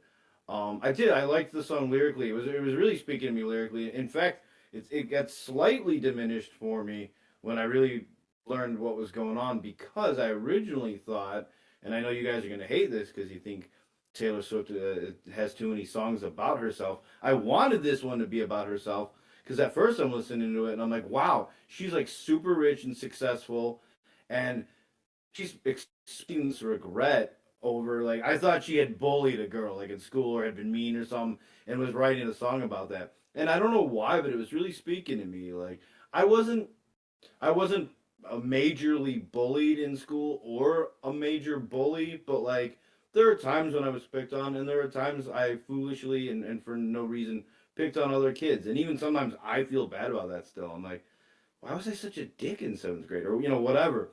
So I'm thinking this is a song about that. Still cool to get it, this from this James character's perspective. But I kind of personally just wanted it to be a song of hers apologizing to someone she knew in like sophomore year or something like that, and was just like, imagine getting that, like someone you went to high school with, it becomes like one of the most famous people of all time, and you get a personal apology song from them. I don't know. I liked that. That's my canon of this song now. Screw this James guy. Yeah, screw James. So that is making me reflect on whether or not I was the bully in school or not. And the answer was I was not a bully, but I this is going to sound like ridiculous Greg Troyan bullshit, but this is, I'm a ridiculous person. So if you had to guess what my interactions with bullies were, you're like, okay, if you're not the bully, then you were bullied by bullies, right? You'd think you're one of the two things. My thing that I did, because I'm from Cleveland, is like, I'll just be a vigilante and just go around beating up the bullies. And so that was what I did. If I saw a kid getting beat up by a bully, I would just go beat the shit out of the bully. Which is just ridiculous and stupid, but very Cleveland. So that's my bullying story to share with the group. Steve, I know you definitely were not bullied. You were basically like the alpha male. Yeah, absolutely. What are your thoughts on this song? So I just think, if Springsteen wrote a trilogy of songs about kids falling in love and breaking each other's hearts over the summer, you'd at least have one of them, like, spending half the summer unhoused, roaming across the country, or addicted to drugs at some point. Or even better yet, if Steinman took this, he would release a single song that was 3 songs stapled together to reach the 13-minute runtime, and it would tell all 3 perspectives, and there would be a motorcycle accident, and at least one character would die. And that's just a better story, as we've often said in these podcasts, or I've often said, like, I just want Taylor Swift to tell better stories, and 3 teenagers doing a love triangle over the summer and breaking each other's hearts. Nah. That's a 3 out of 5. No, she literally dated the guy from Twilight, Steve. Come on. And somebody should have died in a motorcycle accident. Not or it. faked his death since he was a vampire. No, she dated the werewolf. Oh, okay. Well, werewolves can fake their death in a motorcycle accident too. That's true. I think Why are that's you what- discriminating against werewolves, Greg? I don't know. I haven't seen Zombies 4 yet. Alexis, what do you think about this one? I don't know. Should I stay like if I was a bully or bullied like everybody else did? So Yeah, Come clean, Alexis, yeah. Let's come clean. share. Alexis, were you a bully? Were you mean to all the kids? No, definitely not. I was probably more on the bullied side, but I feel like I was just kind of like neutral. I wasn't getting bullied as much as some of the other kids, but I also wasn't being a bully. So like, Oh, I guess actually, that's no. good. Wait, hold up. Asterisk. I did get bullied when they bumped me up, like from 4th grade to 6th grade, and they moved me to a different school, and then all the kids were like huge, and I was tiny, and they beat the shit out of me. So I was bullied then, and then I went back to 4th grade because like he's tiny, he's getting killed here. So I was bullied then. So sorry, asterisks. Well, I'm just intrigued. I'm like, why 2 whole grades? Didn't they think to maybe try 1 grade or something? You'd think. That's a whole other And story also then I started we doing can really get into, bad. but- I went from like straight A's to like, why is he getting D's? Like, cause you jumped him up 2 grades. He wasn't ready for that. It was stupid. I've heard of kids getting moved, but like 2 whole grades, that's chaos. That's chaos. It was chaos. So I got the shit beat out of me and my grades plummeted. They're like, this was a bad idea. We should maybe just undo this. So, but yeah, Betty, cool song. I kind of miss fist fights. They were fun.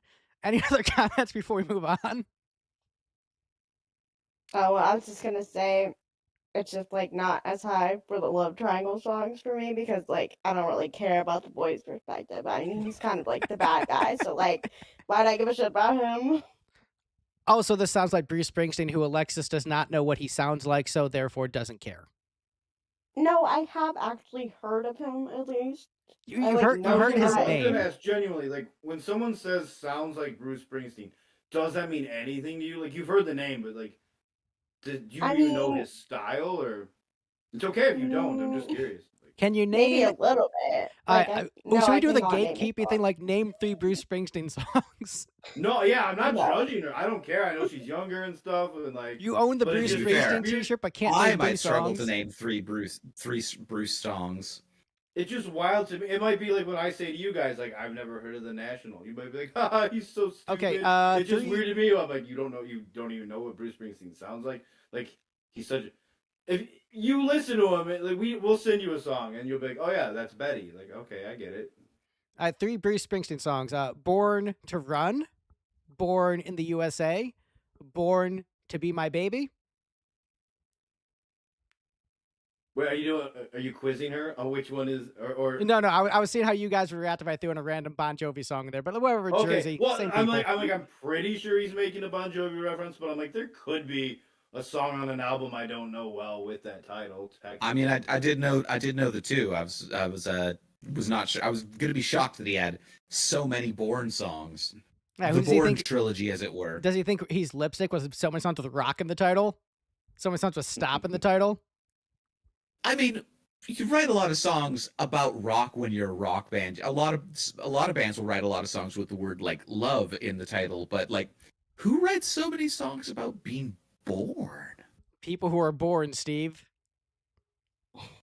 Most people only do that once. Twice if you're like don't know. really into Jesus. Oh, that's true. I did forget about being born again. Well, anyway, next up on the list, we got another song in the trilogy. August, next up on the list. This is considered a fan favorite from Swifties. We're in the top 4.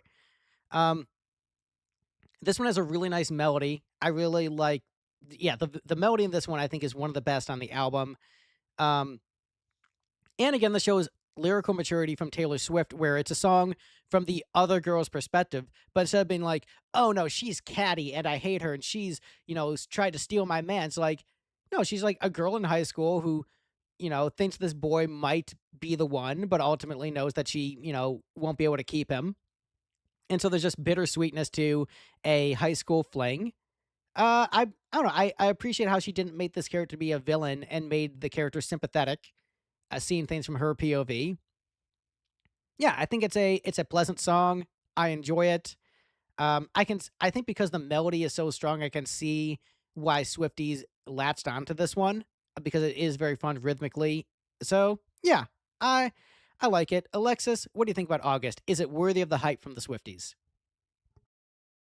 I mean, if I had to like kind of trash it, like I like the song, but I don't think it deserves all of the hype that it gets, honestly. Because like I just think it needs more lyrically. Because like a lot of the lyrics are just kind of like the same. Like it's mainly just the chorus and like not a lot of in between.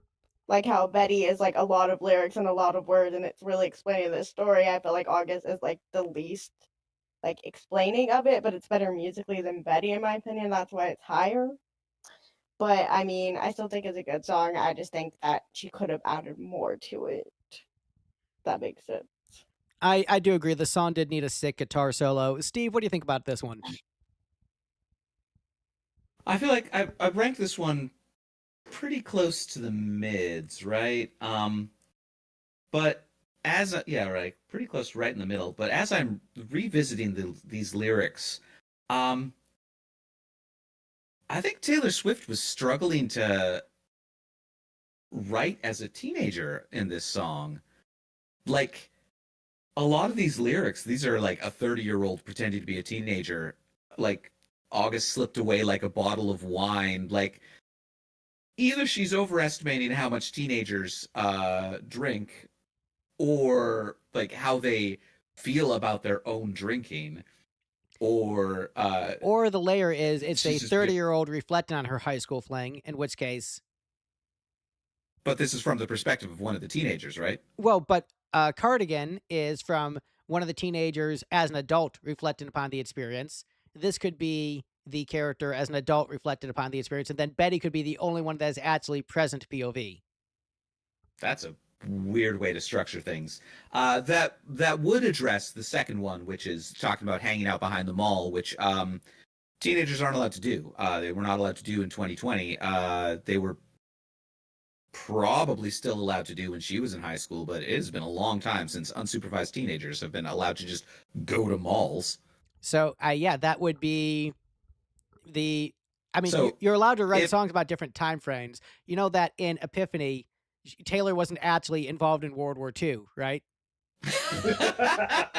I'm a little confused about that time frame too, just because how old was her grandpa when he had kids if he fought in World War II? Because my grandpa was too young to fight in World War II. And I am somewhat older than Taylor Swift.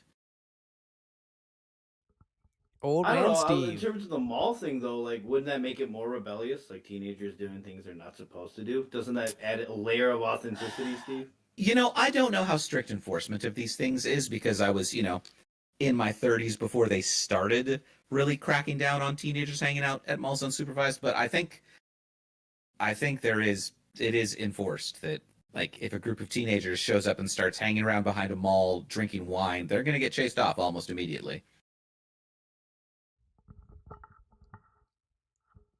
Slipping away like a bottle of wine.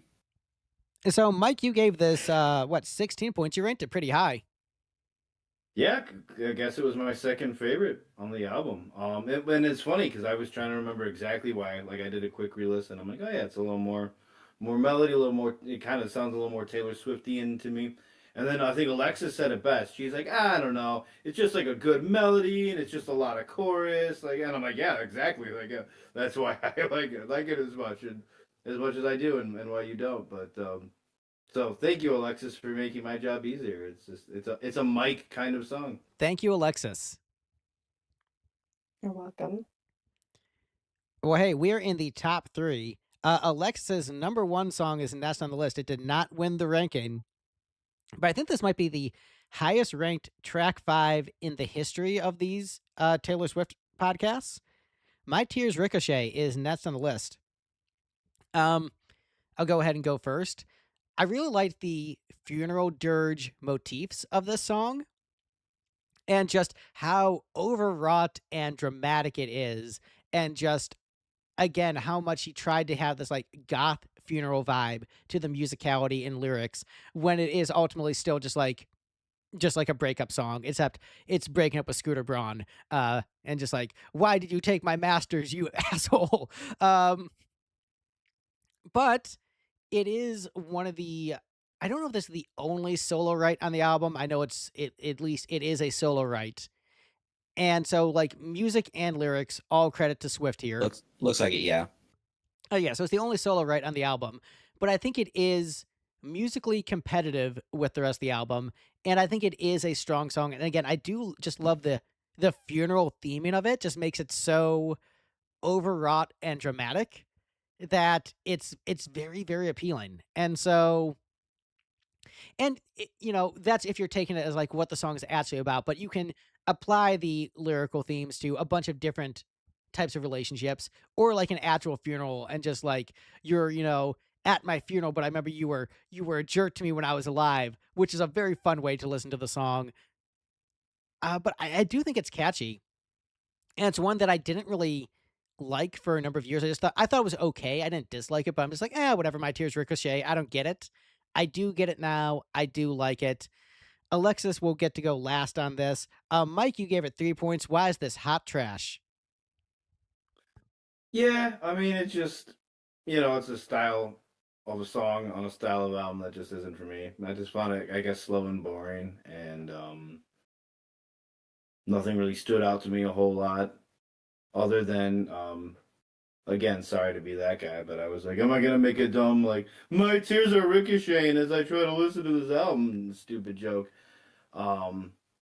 But I'm sure it's fine. Like, if I really, took the time to listen to it and sat down and appreciated what it was going for, I might. I'm just not the kind of guy who sits down and listens to 17 songs like this, other than the fact that I do, because I know you guys and we do these podcasts.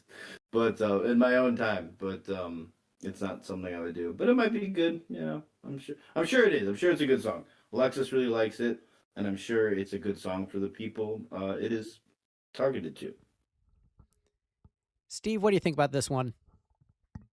So I placed this one for third from the top, but that is a bit overselling it. This is the bottom of the 3 that I gave, 4 out of 10 points, and it got that 4th point entirely on strength of the song name. I like that song name a lot. My Tears Ricochet is dramatic and kinetic, and I wish it could be a great song to go with that name. But as it is a slow piano ballad that doesn't dip too heavily into that awful neo-folk thing, but is a slow piano ballad, and with a cool name and little else going for it. Interestingly enough, Steve's point it just made me realize that I might have had a subconscious bias against it. So I think I probably saw the song title "My Tears Ricochet" and I was like, "You're trying too hard to be deep and everything." I mean, so I probably went into it. Yeah, I probably went into it against it because of that. Didn't realize it until Steve made that comment. So this might actually be my favorite song on the album. I just need a fresh perspective. I can see it going either way with that name too. Like either saying like, "Oh, that's a pretty cool name. I respect that aspect of it," or saying like, "That's a really cool name, and I'm mad that the song doesn't match it." Well, it's one of those things too where it depends. Like if I was listening to an 80s rock album and the song title was "Rock and Roll Ricochet," I would be like, yeah, that's gonna be the best song on the album. But I see it on an artsy Eau Claire sound album or whatever you call it, and I'm like, you're trying too hard. It's basically just me being a dick against things I like or don't like. I mean, my Tears We are Ricochet literally would making 100% Alexis cry as we trash on this song. No, I'm not even trashing the song 100% anymore. I'm admitting my own biases. Like, I'm admitting that I favor what I favor and I dislike what I dislike. But My Tears Ricochet would 100% be the ballad on an 80s rock album. Yeah. But it would be a power ballad. Yeah, there'd be a sweet guitar solo. Right. Which again, if you're the 8th best guitarist out there, you should be better at guitar solos. My Tears Ricochet would be the Motley Crue ballad about Razzle's death because the tears ricocheting off the car. Ooh. Too soon. Much like the Edmund Fitzgerald, too soon. Which actually was more recent than the Edmund Fitzgerald. So if I called out Steve, I got to call you out too, Greg. That's fair. Alexis, why is this the best song on the album? I mean, you're wrong because it isn't according to this ranking, but why do you think it's the best song on the album? Well, I mean, I basically agree with what you said. It's just very dramatic. We all know I love a dramatic song. I've been saying it this whole album. I've been saying it in past ranking. Drama is my thing. This is like the song that you would listen to when you're like 10 years old and like you're looking out the window and you're singing it like you know what you're talking about, but you have no idea what you're talking about because you're just 10 and you've never felt these feelings. So like that's what this song is, and it's great, and that's why it's the best on the album. Well, not according to this list, it isn't. All right, so next up on the list, the number 2 song on the album, the lead single, Cardigan. I gave this 14 points, Mike gave it 9 points, Steve 16 points, and Alexis 11 points. Actually, Steve got the top 3 correct in order, so Steve understands this record better than us, being a Wisconsin boy, really understands exactly Bon Iver better than anybody here.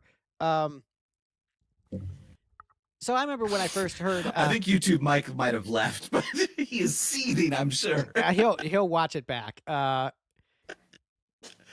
So I remember when I first heard Cardigan, and I was very pleasantly surprised. I wasn't like surprised, but like I liked the single. I thought it was a good song. I liked it then. I like it now. I do think it is one of the more accessible songs in the album in terms of melody. There is a theory that this was chosen as the lead single so that Taylor could start selling cardigans as merch, which, you know, I think that's actually a pretty strong possibility. Possible, yeah. You know, is that the announcement, Greg? Are the we selling announcement cardigans is we have now? a new song called Mr. Cool Plushies. That's gonna. No, that's not the I announcement. think we legitimately sold most of those. We have to have a new song called Mr. Cool Hats. Right. Mr. Cool Felt Hats. Mr. Cool Hats. The new song is called Mr. Cool Felt Hats bundle with Lipstick 1 and Lipstick 2 on sale at needlejuicerecords.com.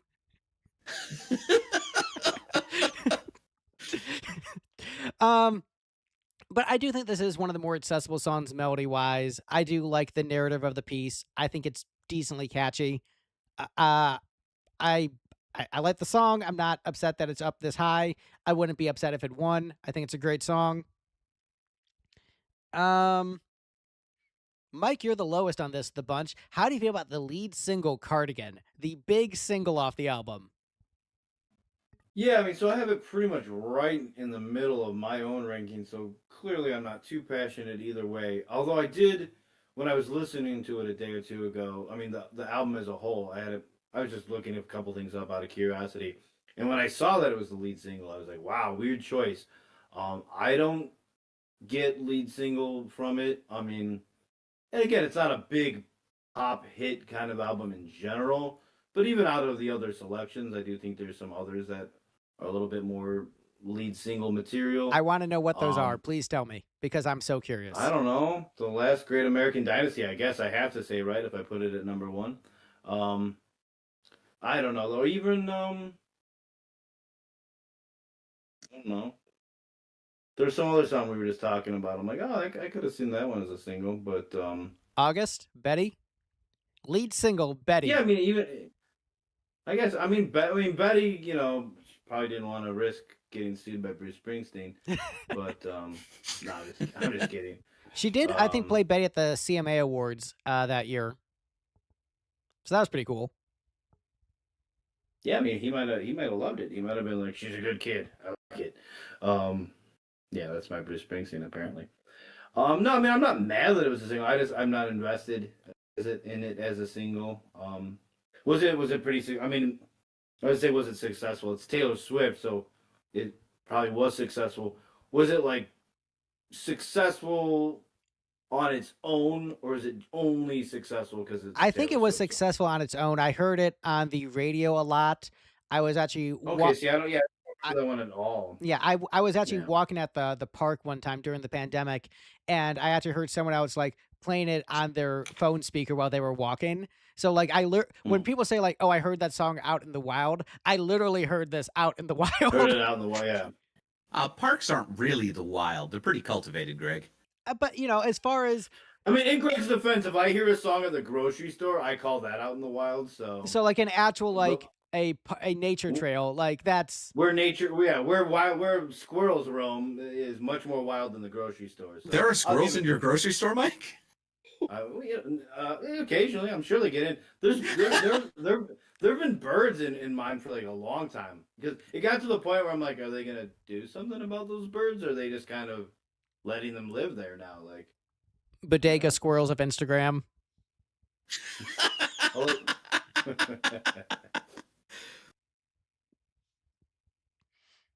But yeah, the point is like this was a single you would just like hear on the radio out if you were able to go out at all in 2020, and it did, I think, well on the charts, like got good streaming numbers.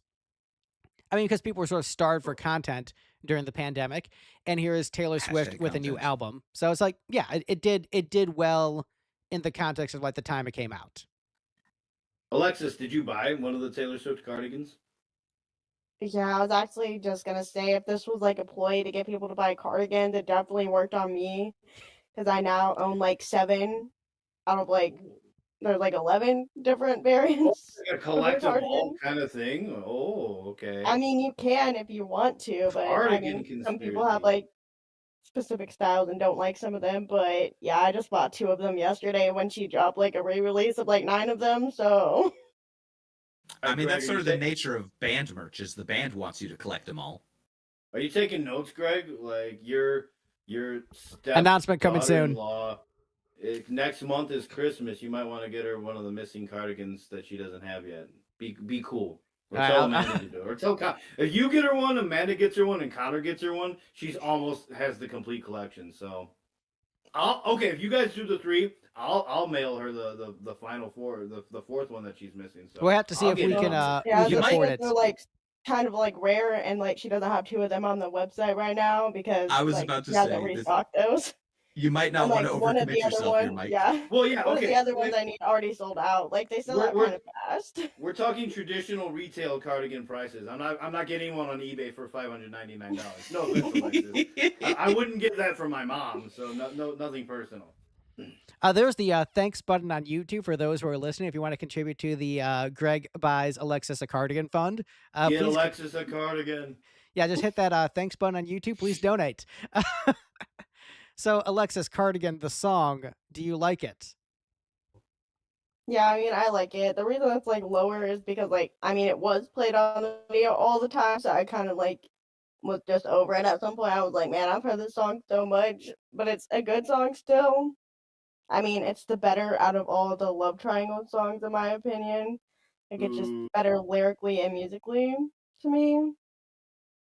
And plus, it's not from a man's perspective that I don't care about, so which means it's better. Speaking of a man's perspective you don't care about, Steve, what do you think about the song? Ew, this one was very helped by sequencing, I think.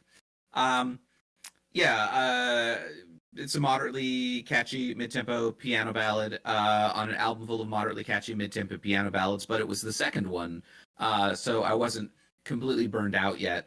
And so I was, trying to think of something that made this one stick out from the rest, or second or third, whatever the order was.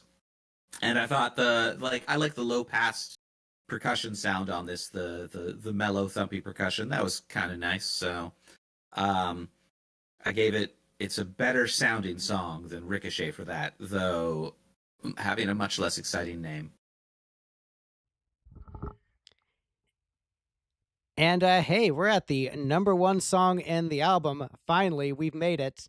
So let's go through the ranking from the bottom to the top. The Lakes, Epiphany, Exile, This Is Me Trying, Hoax, Mad Woman, Illicit Affairs, Invisible String, Mirrorball, The One, The Last Great American Dynasty, too low, 7, Betty, August, My Tears Ricochet. I'm pretty surprised how high that one ranked because we never ranked track 5s that high, but we did. Cardigan. But the best song on Folklore by Taylor Swift, according to this panel of experts and myself, is Peace. I did not see this coming at all. Steve ranking it #1 probably helped.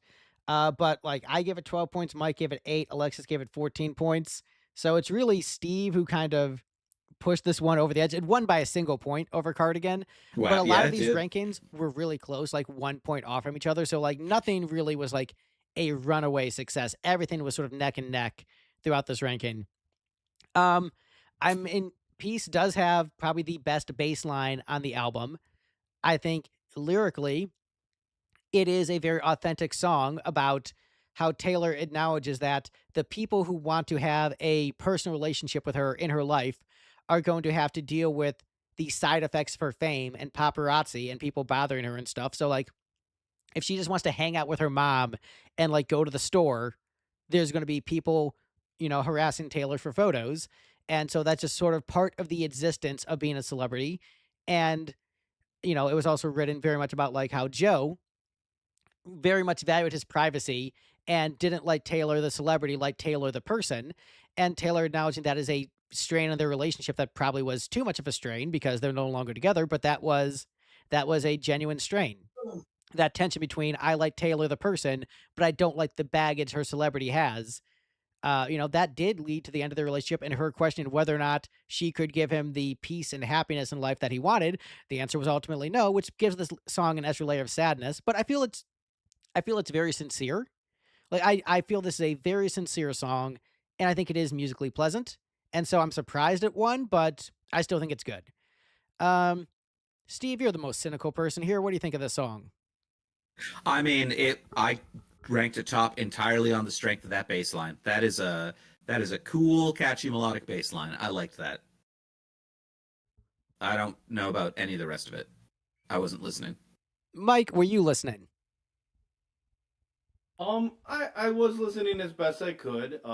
It was what, the 15th song on the album, so you're pretty, or at least if you're me, you're pretty tired by that point. Which is further strength for how, like, enforcement of how good the bass line is. That I was in a similar mind space by this point in the album. Yeah, and it's really standing out to. What stood out to me was it kind of reminded me of the Reading Rainbow theme song, and I mean just barely, a little bit of that keyboard tone or something, or there's two similar notes or something. Because I just listened to the Reading Rainbow theme song, and I'm like, not really, but for some reason that's where my mind went. Yeah, I am really surprised that it's at number one. I'm not passionate enough about the album to be upset, but I'm truly surprised. I wouldn't have guessed that ahead of time, and I wouldn't have even guessed that 10 songs ago, just based on what you guys are saying you like and dislike about these songs. So I'm kind of just confused. I mean, Steve bringing it up with the bass line is one thing, but it still had to rank pretty high in general to get all the way at number one. But I'm not mad about it either. Go bass lines, go Reading Rainbow, I guess. Alexis, what do you think about this one? Are you surprised that it won? Yeah, I'm definitely surprised. I thought this would definitely be towards the bottom of everybody's list, considering like all my other favorite songs that kind of give the same vibes as this one were ranked really like bottom. See, exactly, and that's what I thought too. Yeah, that's weird, right? That's really strange, but I am definitely not mad about it. I mean, this was in my top 5, so like a win for Peace. It never gets enough recognition by like regular Swifties or just anybody in general. So there we go, correcting the record. Peace, the best song on Folklore. It's definitive. It's in the history books. The best song on this album. We did it. So closing thoughts on the album. Let's just go around the panel. Start with Alexis. Are you still as high on this album as you were back in the day? Has it lowered a bit for you? Has this experience given you a different perspective on the record? No, I'd say it's still about the same for me, honestly. Like, I still love it, and I don't really care that you guys don't. It's still great. I think I do like this record a lot. I think it is a very good album, but it's not one that you can just listen to all the time. You have to be in a certain mood for it. So certain records like Peter Criss 1978, I can listen to that any day of the year, anytime, no matter what mood I'm in. It's just a very easy to put on record. This one, when you're in the right headspace for it, it's great. But if you're not, it is a bit more of a chore to listen to. But I do think it's a very good record. It's, not every record needs to be for every mood. Not every record needs to be easy listening. And when I say easy listening, I don't just mean just like the genre easy listening. I mean easy to consume. Some music you need to work a little bit more to consume, and it is worth it. And I think that is the case with this album. But it's not for everybody, and it's not for every mood. Mike, what are your closing thoughts? There's a series of ongoing memes and like social media posts for a number of years along the lines of, who is this secret society of people who are keeping Long John Silver's in business? And I laugh at that as someone who is a fan of Long John Silver's. Unfortunately, the one by me closed. But I'm the weirdo, or one of these weirdos, who likes Long John Silver's. On the flip side of that, I listen to an album like this, and my personal thought is like, who's listening to this music? And then I find out, someone like Alexis and many other people are getting a lot of enjoyment out of that. And very sincerely, I'm glad. That's cool. Like, I'm that's why music like this gets made, because like people are really enjoying it. There's music I truly hate and think is just abysmal and talentless or offensive, either like literally offensive lyrically or just offensive because of how bad it is. That is not this kind of music.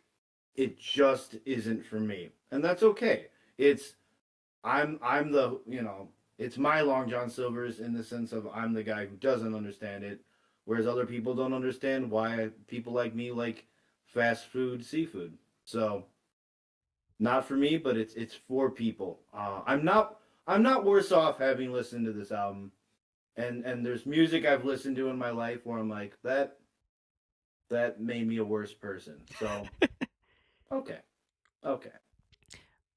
For what it's worth, back when I was not a vegetarian, I did like Long John Silver's. So now that I am, I would get like fries. So there's like nothing for me there. But hey, Yeah, you'd have to get Hush Puppies. Yeah. I think They're not Hush made from Puppies real actually puppies, have fish but- in them, which is stupid. Oh, must be a little bit then or something. Yeah. I mean, almost certainly there's cross contamination in the. Yeah, I mean, in the yeah, I fryers. was saying cross contamination maybe, but I've never. No, but I gotten think there chunks of is actual actually fish. fish. I looked it up one time. I have to remember exactly what it okay. is.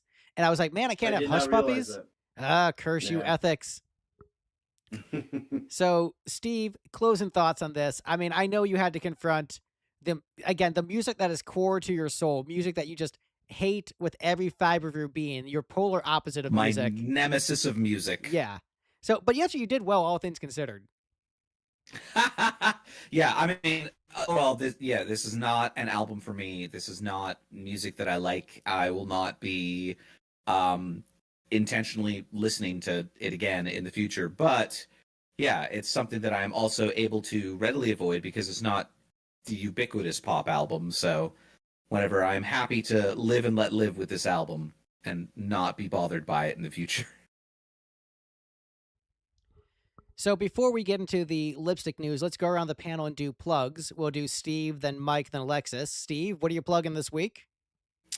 Yeah, so if you are in the Southwest Wisconsin area and you're disappointed that Smart Studios is closed and you want to go record at another Southwest Wisconsin studio, you can go to Barking Dog Studios, owned by my dad.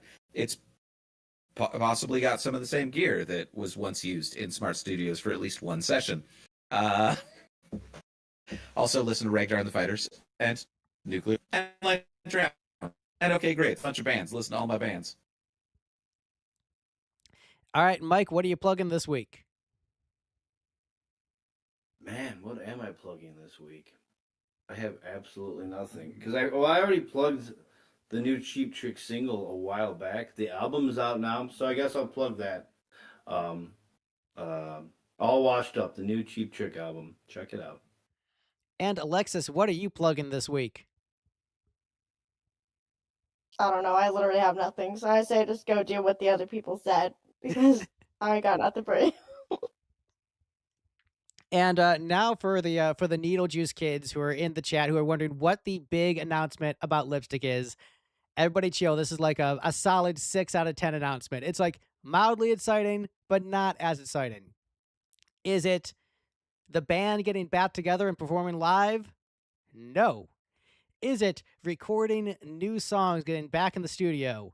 No. Is it new merch? No. Is it finally releasing Lipstick the Movie, the lost movie that we filmed years ago? Also no. Is it releasing the Lipstick video game that we developed years ago? No, not that either. The big announcement is that the next podcast will be us ranking the songs on Lipstick 1 and Lipstick 2. We are taking a break from Taylor Swift because I knew doing Folklore and Evermore back-to-back would destroy Mike and Steve's souls. Alexis, you don't have to participate in this if you don't want. But the next podcast will be us ranking songs from Lipstick 1 and Lipstick 2 because I realized December, everyone's going to be busy. The next time we're all available is late January. I'm like, oh, shoot. The day before my birthday is a Saturday. I've been meaning to do the lipstick ranking for a while anyway. We'll probably just do it on the 24th, assuming you guys are available. If you're not available at the 24th, we'll find a different day, but Mike gets to rank some rock. He gets to make fun of myself and Steve. Steve gets to say I'm a better songwriter than Greg. There's so much joy that can be had. And we're actually going to invite fans to come in and vote. You can send your ranking of the songs of Lipstick 1 and Lipstick 2 to greg@lipstickgeneration.com, my email address, and I will add those into the ranking so the audience will get to vote on the songs on Lipstick 1 and Lipstick 2. Can we get a rules. guest appearance from Evil Michael? Perhaps. Well, at least they won't be on the stream, but their votes will be counted. So No, I want him on the stream. I don't want him on the stream, so that's not happening. But I love your mindset, and I'm all for it. I'm in. I'll do the ranking. Actually, did give you a ranking years ago, but I'm going to do a completely fresh one. And it's going to be both albums, so one. it'll see where things rank because we're doing both albums together. Yeah. But there are a couple rules. We're not doing bonus tracks, so the Regdar songs and like alternate version of I Want the World to Know, we're not doing the bonus tracks. And we are excluding Love of Some Kind because that is a song about my wife, and that will just be awkward. And so Love of Some Kind is not being ranked. We'll talk about it at the beginning, just to like talk about the musicality behind it and stuff, but we're not going to rank it because, oh, I ranked the song about Greg's wife at the bottom. We're just not going to get involved in that messiness. In the same way we didn't rank the song about Taylor's mom having cancer, we're not going to rank the song about my wife. We're just going to, we'll talk about, we'll say, yeah, it was nice to record it, etc., but it will not be ranked. So if you do send me Love of Some Kind in your ranking, I will just discount it and count everything else. But yes, that is the big announcement. I'm looking forward to seeing who contributes votes. I think it'll be a fun time. So that'll be towards the end of January. And that is the big announcement. So again, a solid 6 out of 10. Just like, ooh, the band is doing a podcast. But for people who actually like the songs and want to hear us talk about them and dissect them, it's kind of fun. Like I said, solid 6 out of 10 announcement. I just love your mindset of like, hey, these guys have been really cooperative and patient. They've been listening to these like slow-paced Taylor Swift albums, and they say it's not really doing it for them. So I'm going to uplift their spirits and have them listen to my music instead. Like, I love it, Greg. Because I know you actually like it, and also know you like making fun of me. That's like a win-win. It's like this is in rock, a way, it's the best and I'm of both making fun of worlds. Greg. I like rock music, and I like trashing you. So it's like I can listen to rock music, but trash you on how there's better rock music. Right. Like, this is such a win. Yeah, but that's not bad. And much like the Taylor Swift song, I can't remember the title now, about her mom, I will include it in the ranking because I think I gave that song a fair ranking. I don't remember where I ranked it because then I was sick. I wasn't on the podcast, but I think I gave it a respectable ranking. I didn't just trash it. I think it was a nice spot. So I will rank the song about your wife, and you can just choose to discard it. Yeah, I'll read the ranking out of curiosity, but I'm not. I think it'll be like, if it ranks like in the middle, and also wherever I rank it, if it's not number 1, I am in trouble. So it's just we're not ranking Love of Some Kind. We'll talk about it, but we're not gonna. I think that's the only way to do it where I still have a ring on my finger by the end of the podcast. I would be very impressed for like Amanda live streaming the podcast and divorcing you by the end of it.